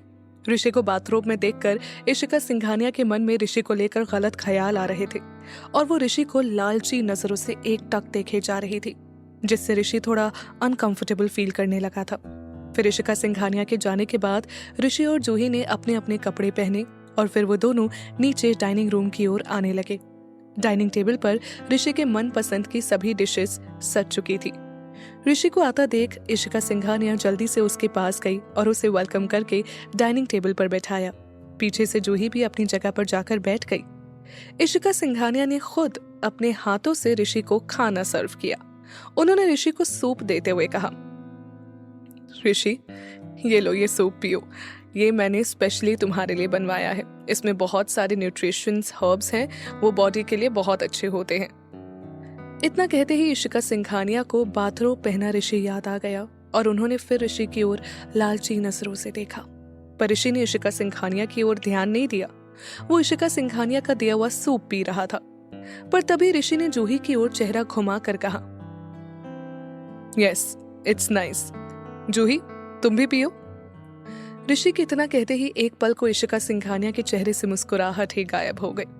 ऋषि के कहने पर एक मेट ने आकर जूही को भी सूप सर्व किया। जूही सूप टेस्ट करके बहुत खुश हो गई। उसे सूप बहुत पसंद आया था। सूप पीकर जूही ने ऋषि की ओर देखा। ऋषि भी बहुत देर से एकटक मुस्कुराता हुआ जूही को ही देखे जा रहा था। पर ऋषि और जूही का ये साथ इशिका सिंघानिया की आंखों में कांटे सा चुभ रहा था। उन्होंने गुस्से में अपनी मुट्ठी कस ली और नेल्स करने की वजह से उनके हाथों से खून निकल आया। पर इस वक्त इशिका सिंघानिया का ध्यान किसी भी दर्द की ओर नहीं था। इशिका सिंघानिया बस मन ही मन सोच रही थी, I hate Juhi, I will kill her. How dare she? पहले तो इस जूही को बस डिनर टेबल पर बर्दाश्त करना पड़ता था, पर क्या अब ऋषि को इसका ख्याल रखने की भी जरूरत है? इस जूही के कदम कुछ ज्यादा ही तेजी से मेरे ऋषि की ओर बढ़ रहे हैं। आज ये जूही ऋषि के लाउंज में भी थी। ये सब सोचकर इशिका सिंघानिया ने फैसला किया, इससे पहले कि ये जूही मेरे ऋषि तक पहुंचे, मैं इस जूही का ही अंत कर दूंगी। ना रहेगा बांस और ना बजेगी बांसुरी। इसके बाद इशिका सिंघानिया ने गहरी सांस लेकर खुद को शांत किया और उन्होंने फिश जूही की बाउल में रखकर कहा, जूही इसे टेस्ट करो और बताओ कि ये कैसे बनी है। तब जूही ने डिश ट्राई की और फिर इशिका सिंघानिया की ओर मुस्कुराकर बोली, थैंक यू मिसेस सिंघानिया। ऋषि ने देखा कि एक फिश खाकर जूही बहुत खुश लग रही थी, तो ऋषि ने भी डिश टेस्ट की और सच में ऋषि को भी डिश बहुत पसंद आई। पता नहीं ये डिश का कमाल था या जूही और ऋषि के साथ का। ये सब देखकर इशिका सिंघानिया ने फैसला कर लिया था कि अगर इस जूही का मेरे ऋषि के साथ कोई रिश्ता नहीं है तो सब ठीक है, पर अगर जूही ने ऋषि की ओर आंख उठा कर भी देखा तो मैं इसकी आंखें नोच लूंगी। ऋषि सिर्फ मेरा और मेरा ही है। फिर इशिका सिंघानिया ने मुस्कुराकर जूही से पूछा, जूही तुम आजकल ऑफिस में ऋषि के साथ काम करती हो, इज इट हार्ट? जूही ने अपना सिर हिलाकर कहा, नहीं, इट्स फाइन। तब इशिका सिंघानिया ने जूही से वापस से पूछा, तो तुम क्या ऑफिस में ऋषि के साथ बहुत टाइम स्पेंड करती हो? इशिका सिंघानिया की यह बात सुनकर जूही के हाथ थम गए। वो मन ही मन खुद से कहने लगी, गॉड, अब मैं इशिका सिंघानिया से क्या ही कहूँ। इन्हें मैं ये तो बिल्कुल ही नहीं बता सकती कि मैं दिन भर ऋषि के लाउंज में ही रहती हूँ और टाइम टाइम पर मैं और ऋषि कुछ हस्बैंड वाइफ एक्टिविटीज भी करते हैं। पर मैं झूठ भी तो नहीं बोल सकती क्योंकि सभी ने ऑफिस में मुझे और ऋषि को साथ में देखा है। अब क्या करूँ मैं इशिका सिंघानिया से आखिर कहूँ तो क्या कहूँ? मुझे तो कुछ समझ में ही नहीं आ रहा है। जूही सोच ही रही थी कि वो इशिका सिंघानिया से क्या कहे और इशिका सिंघानिया भी बस जूही को ध्यान से देखे जा रही थी। वो जूही के एक्सप्रेशन से उसके मन की बात पता लगाना चाहती थी। जूही कुछ कह पाती उससे पहले ही ऋषि ने कह दिया, आई एम डन। फिर ऋषि ने अपना स्पून रखकर इशिका सिंघानिया की ओर देखा और ऋषि ने इशिका सिंघानिया से कहा, व्हाट? आप जूही से इतने सवाल जवाब क्यों कर रही है? वो आपको क्या बताएगी? ऋषि की यह बात सुनकर इशिका सिंघानिया ने अपना सिर ना में हिलाकर कहा, नहीं, मैं तो बस। पर ऋषि इतने में नहीं रुका। उसने वापस से कहा, आपका नेक्स्ट क्वेश्चन क्या है? ये कि जूही ने आज दोपहर में क्या किया? हाँ? ऋषि की इतना कहते ही इशिका सिंघानिया एक पल को फ्रीज हो गई। उनकी चोरी जो पकड़ी गई थी। इशिका सिंघानिया ने घबराते हुए ऋषि को देखा और वो कहने लगी, वो मैं। साइड में बैठी जूही ऋषि और इशिका सिंघानिया की बातें सुनकर थोड़ा कंफ्यूज्ड हो गई। उसे समझ नहीं आ रहा था कि आखिर ये दोनों बातें किस बारे में कर रहे थे। तब ऋषि ने इशिका सिंघानिया की ओर देखकर कहा, क्यों, अब क्या हुआ? आप आगे क्यों नहीं पूछती? तो चलिए मैं खुद ही बता देता हूँ। हाँ, आज मैं दोपहर में जूही के साथ ही था। वो मेरे साथ थी, मेरे लाउंज में सो रही थी। So what? ऋषि ने इशिका सिंघानिया की ओर देखकर मन ही मन सोचा, मिसेस सिंघानिया, फंस गई ना आप अपने ही जाल में। मुझे पता था कि मिस्टर गुप्ता को आपने ही मेरी जासूसी के लिए भेजा होगा। ऐसी थोड़ी वो नैना का काम करने के लिए आगे आने वालों में से है।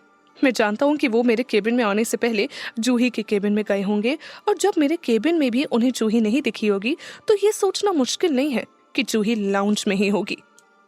तो जूही दोपहर में क्या कर रही थी, ये तो सवाल ही पैदा नहीं होता क्योंकि मिसेस सिंघानिया आप सच से पहले ही वाकिफ है। बस आप जूही का टेस्ट लेना चाहती है, पर आपका कोई हक नहीं कि आप मेरी जूही से सवाल जवाब करें। फिर ऋषि ने इशिका सिंघानिया से कहा, अब आप जरूर ये जानना चाहती होंगी कि आखिर जूही मेरे लाउंज में क्या कर रही थी। क्यों?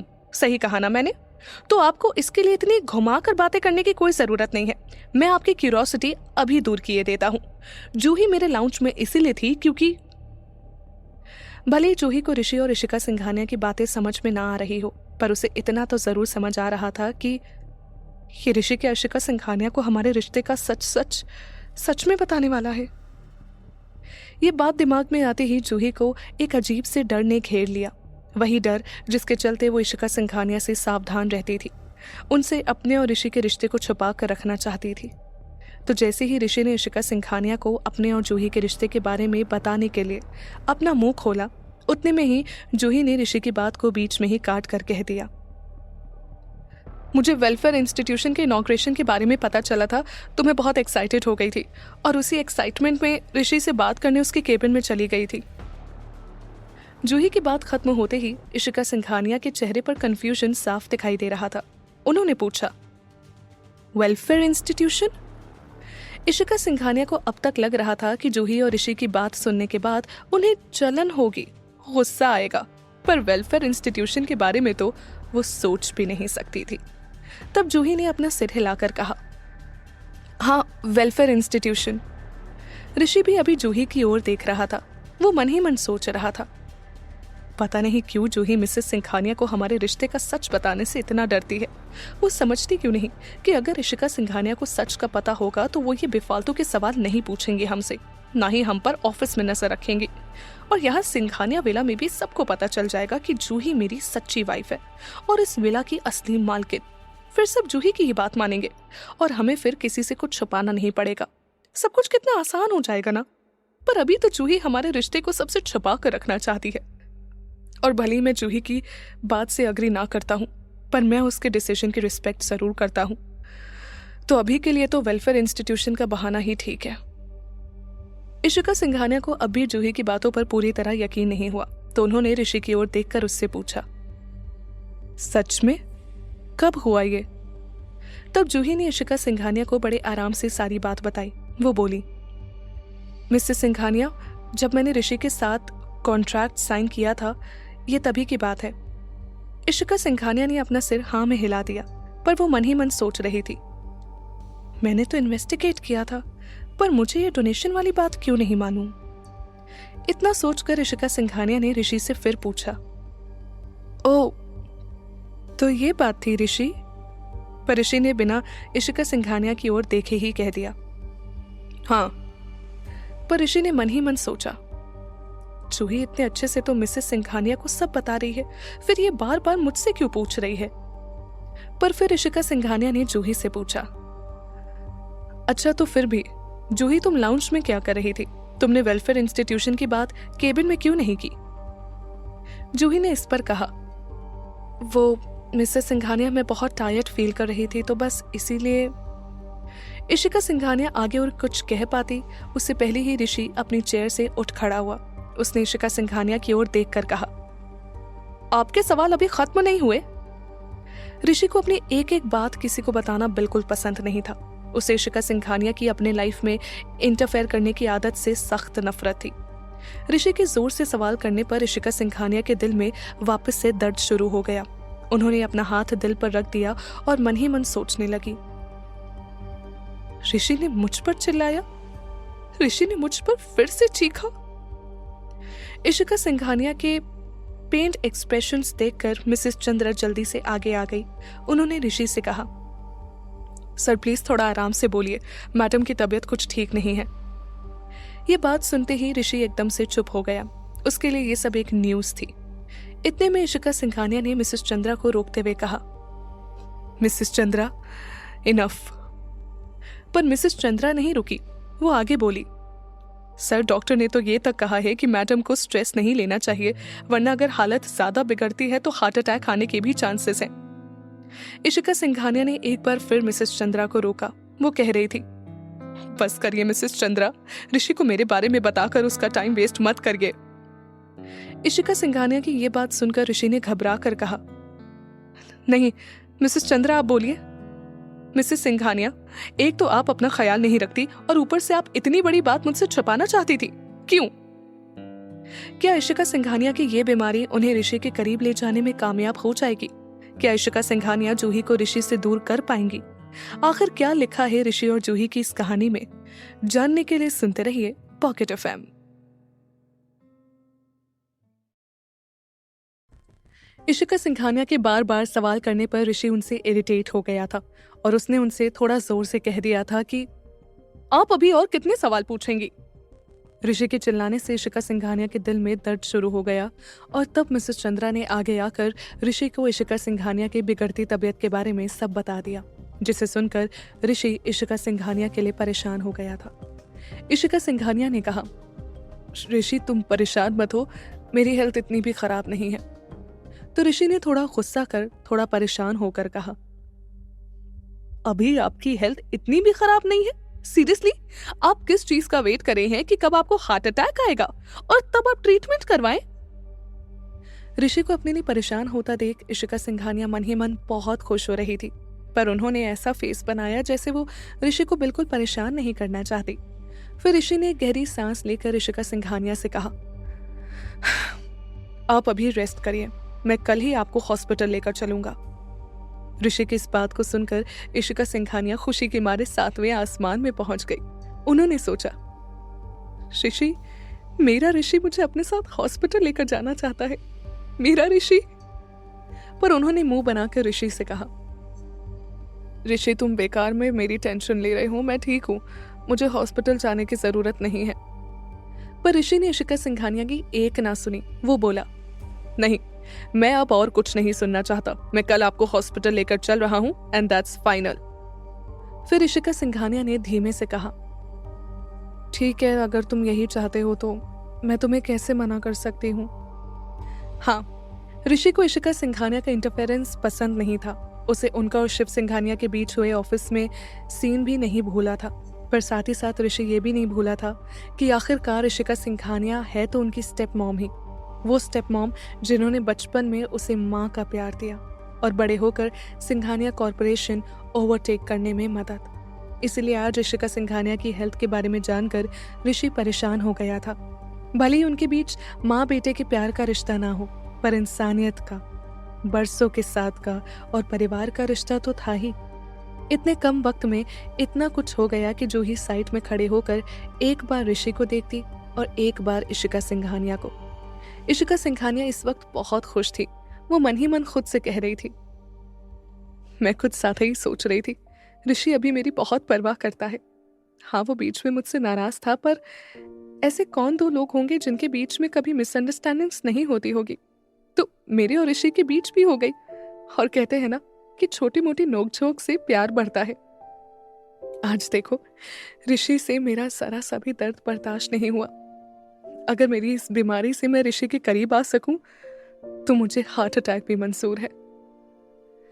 इतना सब होने के बाद जूही ने इशिका सिंघानिया से कहा, I am sorry Mrs Singhania, मुझे नहीं पता था कि आपकी हेल्थ ठीक नहीं है। अभी आप कैसा फील कर रही हैं? पर इशिका सिंघानिया ने अपना हाथ हिलाकर जूही से कहा, हाँ, मैं ठीक हूं। इशिका सिंघानिया भी बहुत खुश थी। जूही को देखकर उनकी आंखों में जीत की खुशी आ गई। वो मन ही मन जूही को देखकर कहने लगी, देखा जूही, आज भी मेरी जगह ऋषि के दिल में ही है। तुम या कोई और ऋषि को कभी मुझसे नहीं छीन पाओगे। आज भी वो मुझे तकलीफ में देखकर सब कुछ भूल जाता है। ऐसे ही एक दिन जूही, मैं ऋषि की जिंदगी से ही तुम्हारा नामो निशान मिटा दूंगी। फिर इशिका सिंघानिया ने सोचा, अरे मैं इस जूही के बारे में इतना क्यों सोच रही हूँ। छोड़ो इस जूही को, ये तो मेरे सामने कुछ भी नहीं है। मैं इसके बारे में सोचकर अपना टाइम वेस्ट क्यों करूं।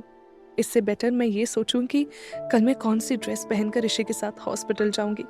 इंडियन पहनूं या वेस्टर्न, ब्लैक या कलरफुल। हो गॉड, कितना कंफ्यूजन है, कुछ समझ नहीं आ रहा। मैं अभी मिसेस चंद्रा से कहकर हर ब्रांड के लेटेस्ट ड्रेसेस मंगवा लेती हूँ, फिर उनमें से डिसाइड करूंगी। हाँ, यही ठीक रहेगा। ये सब सोचकर इशिका सिंघानिया अपनी जगह से उठ खड़ी हुई और ऋषि से बोली, ऋषि, मैं ऊपर अपने कमरे में जा रही हूँ। इतना कहकर इशिका सिंघानिया अपने कमरे की ओर चली गई और मिसेस चंद्रा भी उनके पीछे पीछे जाने लगी। जूही इशिका सिंघानिया को इतना एक्साइटेड देखकर थोड़ा शॉक्ड हो गई। उसने मन ही मन सोचा, ये हॉस्पिटल जाने के नाम से इतना एक्साइटेड कौन होता है। जूही को सीढ़ियों की तरफ देखता देख ऋषि ने उससे पूछा, जूही, तुम फिर कहाँ खो गई? इतना कहकर ऋषि ने जूही के बोल से सैलेड रख दिया और बोला, ये लो, थोड़ा सैलेड भी खाओ, तुम सिर्फ स्पाइसी चीजें खा रही हो। ये सुनकर जूही ने एक खीरा चबा कर कहा, ऋषि, तुम क्या पूरे टाइम मुझे ही देख रहे थे? तो ऋषि ने जवाब में कहा, और क्या? तब जूही ने अपना सिर हिला दिया और वो मुस्कुरा दी। फिर कुछ सोचकर जूही ने ऋषि से पूछा, ऋषि, तुम कल मिसेस सिंघानिया के साथ हॉस्पिटल जा रहे हो, तो मैं अकेले ही ऑफिस जाऊंगी। मैं नैना को कॉल करके बुला लूं? जूही की इस बात पर ऋषि ने अपना सिर ना में हिला दिया। वो बोला, नहीं, तुम भी हमारे साथ हॉस्पिटल चल रही हो। ऋषि भले ही इशिका सिंघानिया को हॉस्पिटल ले जा रहा हो, पर वो जूही को कभी भी अपनी नजरों से दूर नहीं करने वाला था। वो हमेशा जूही के साथ रहना चाहता था ताकि उसका हमेशा ख्याल रख सके। ऋषि के इतना कहने पर जूही ने उससे कहा, पर ऋषि, मैं कैसे? इशिका सिंघानिया को शायद मेरा साथ चलना अच्छा ना लगे। ऋषि ने हंस कर कहा, क्यों? उन्हें क्यों नहीं अच्छा लगेगा? तुम ज्यादा मत सोचो, मैं जो कह रहा हूं तुम बस वही करो। इसके बाद जूही ने ऋषि की बात मान ली और अपना सिर हाँ में हिला दिया। फिर ऋषि ने जूही से कहा, अच्छा जल्दी से खाना खाओ, फिर मुझे अभी कुछ फाइल्स भी पढ़नी है। तो जूही ने खाना खाते हुए कहा, तो तुम जाकर अपना काम करो ना, मेरे खाने से तुम्हारे काम का क्या लेना देना? इस पर ऋषि कहने लगा, अरे क्यों नहीं है लेना देना? तुम जानती नहीं क्या कि जब तुम मेरे साथ होती हो तो मेरी वर्क एफिशिएंसी बढ़ जाती है। ऋषि की इस बात पर जूही ने सिर हिलाकर मुस्कुरा दिया। ऋषि ने तब जूही से पूछा, क्या यकीन नहीं हो रहा? तब जूही ने अपना सिर ना में हिला दिया तो ऋषि ने जूही के करीब आकर उससे धीमे से कहा, then let's go to the room, मैं तुम्हें वहां अपनी एफिशिएंसी दिखाता हूं। ऋषि की बात सुनकर जूही ने जल्दी से इधर उधर देखा, फिर उसने शर्म से अपना चेहरा नीचे कर लिया और मन ही मन सोचने लगी, ये ऋषि कुछ भी कहीं भी बोलता है, अभी कोई सुन लेता तो। इसके बाद ऋषि जूही को अपने साथ कमरे में ले गया और उसने जूही को जी भर कर प्यार किया। इशिका सिंघानिया ऋषि के साथ बाहर जाने के लिए बहुत एक्साइटेड थी, तो उन्होंने रात भर जूही और ऋषि को नॉक कर करके परेशान नहीं किया। अगली सुबह जूही की जब नींद खुली तो उसने अपने बगल में देखा, पर ऋषि वहां नहीं था। तो जूही अचानक से उठकर बैठ गई। उसने बड़बड़ाते हुए खुद से कहा कि अरे, मैं बहुत देर तक सोती रह गई क्या? ऋषि कब उठ गया? तभी बाथरूम का दरवाजा खुला और ऋषि अपने बाल पोंछते हुए बाहर आया। जूही को बैठा देख ऋषि ने उससे कहा, गुड मॉर्निंग बेबी। तो जूही ने जमाई लेटकर कहा, हाँ, तुम आज इतनी सुबह क्यों उठ गए? और तुमने तो शावर भी ले लिया। ऋषि जूही के करीब गया और उसने जूही का माथा प्यार से चूम लिया।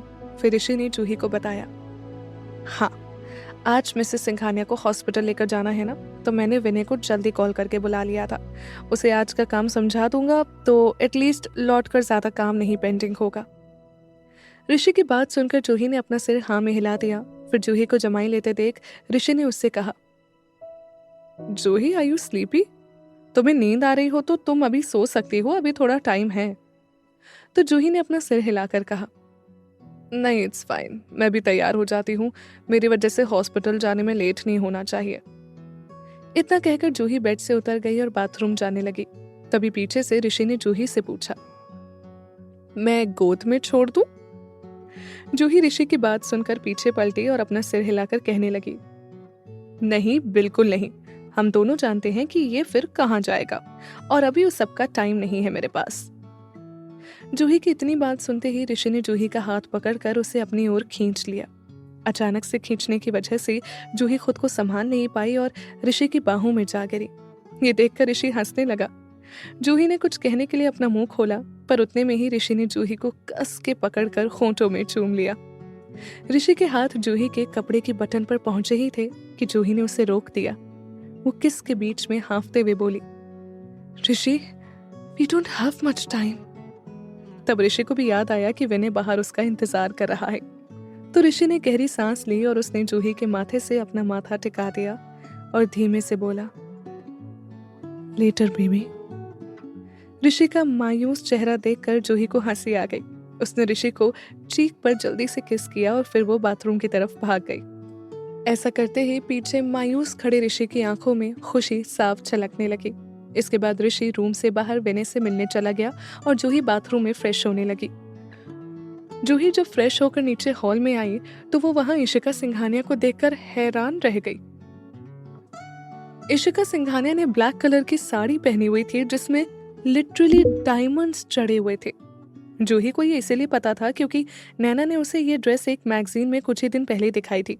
ये ड्रेस आजकल बहुत पॉपुलर थी क्योंकि ये वर्ल्ड में एक ही थी और ये कोई सिर्फ रुपए से नहीं खरीद सकता था, इसके लिए कनेक्शन होने जरूरी थे। इसीलिए ये ड्रेस इतनी खास थी क्योंकि ये ड्रेस सिर्फ मनी नहीं शो करती थी बल्कि ये पावर और कनेक्शन का एक सिंबल था। जूही को इशिका सिंघानिया के पास इस ड्रेस को देखकर बिल्कुल भी हैरानी नहीं हुई। उसे तो उस बात से हैरानी थी कि ये ड्रेस इशिका सिंघानिया ने यूं ही एक हॉस्पिटल विजिट के लिए पहन ली। जूही को देखकर इशिका सिंघानिया ने आगे चलकर उससे कहा, जूही, यू आर हियर। फिर कुछ रुककर इशिका सिंघानिया ने जूही से आगे कहा, ऋषि को कुछ कंपनी का काम था तो वो वही खत्म करने गया है, तो आज वो हमारे साथ ब्रेकफास्ट नहीं करेगा। इशिका सिंघानिया की बात सुनकर जूही ने अपना सिर हाँ में हिला दिया। फिर जूही ने आगे चलकर इशिका सिंघानिया से कहा, मिसेस सिंघानिया, आज आप बहुत सुंदर लग रही हैं। जूही का कॉम्प्लीमेंट सुनकर इशिका सिंघानिया ने अपने बाल कान के पीछे कर दिए और उन्होंने जूही से बड़े ही कैजुअली कहा, थैंक यू। फिर जूही ने इशिका सिंघानिया की ड्रेस की ओर देखकर कहा, और आपकी ड्रेस भी बहुत प्रिटी है। इस पर इशिका सिंघानिया ने अपना हाथ हिलाकर कहा, ओह ये तो मैंने बस यूं ही पहन ली थी। इशिका सिंघानिया का यूं ही सुनकर जूही थोड़ा सरप्राइज्ड हुई। उसने मन ही मन कहा, यूं ही? फिर जूही को देखकर इशिका सिंघानिया ने जूही से कहा, जूही, अब आज तो ऋषि मेरे साथ जा रहा है, तो तुम्हें तो ऑफिस अकेले ही जाना पड़ेगा। फिर कुछ रुककर इशिका सिंघानिया ने कहा, वैसे अगर तुम कहो तो मैं ड्राइवर से कहकर तुम्हें ऑफिस तक छुड़वा सकती हूँ। इशिका सिंघानिया की बात सुनकर जूही ने उन्हें बताया, नहीं थैंक यू मिसेस सिंघानिया, पर इसकी जरूरत नहीं पड़ेगी क्योंकि मैं भी आप लोगों के साथ हॉस्पिटल चल रही हूँ। जूही की ये बात सुनकर इशिका सिंघानिया के चेहरे से खुशी ही गायब हो गई और उनके चेहरे पर एक बार फिर गुस्से और नफरत की लकीरें छा गई। इन सब के बाद इशिका सिंघानिया जूही का क्या हाल करेगी? वो अपने और ऋषि के बीच आने की जूही को क्या सजा देंगी? क्या जूही और ऋषि का प्यार इशिका सिंघानिया नाम के तूफान का सामना कर पाएगा? जानने के लिए सुनते रहिए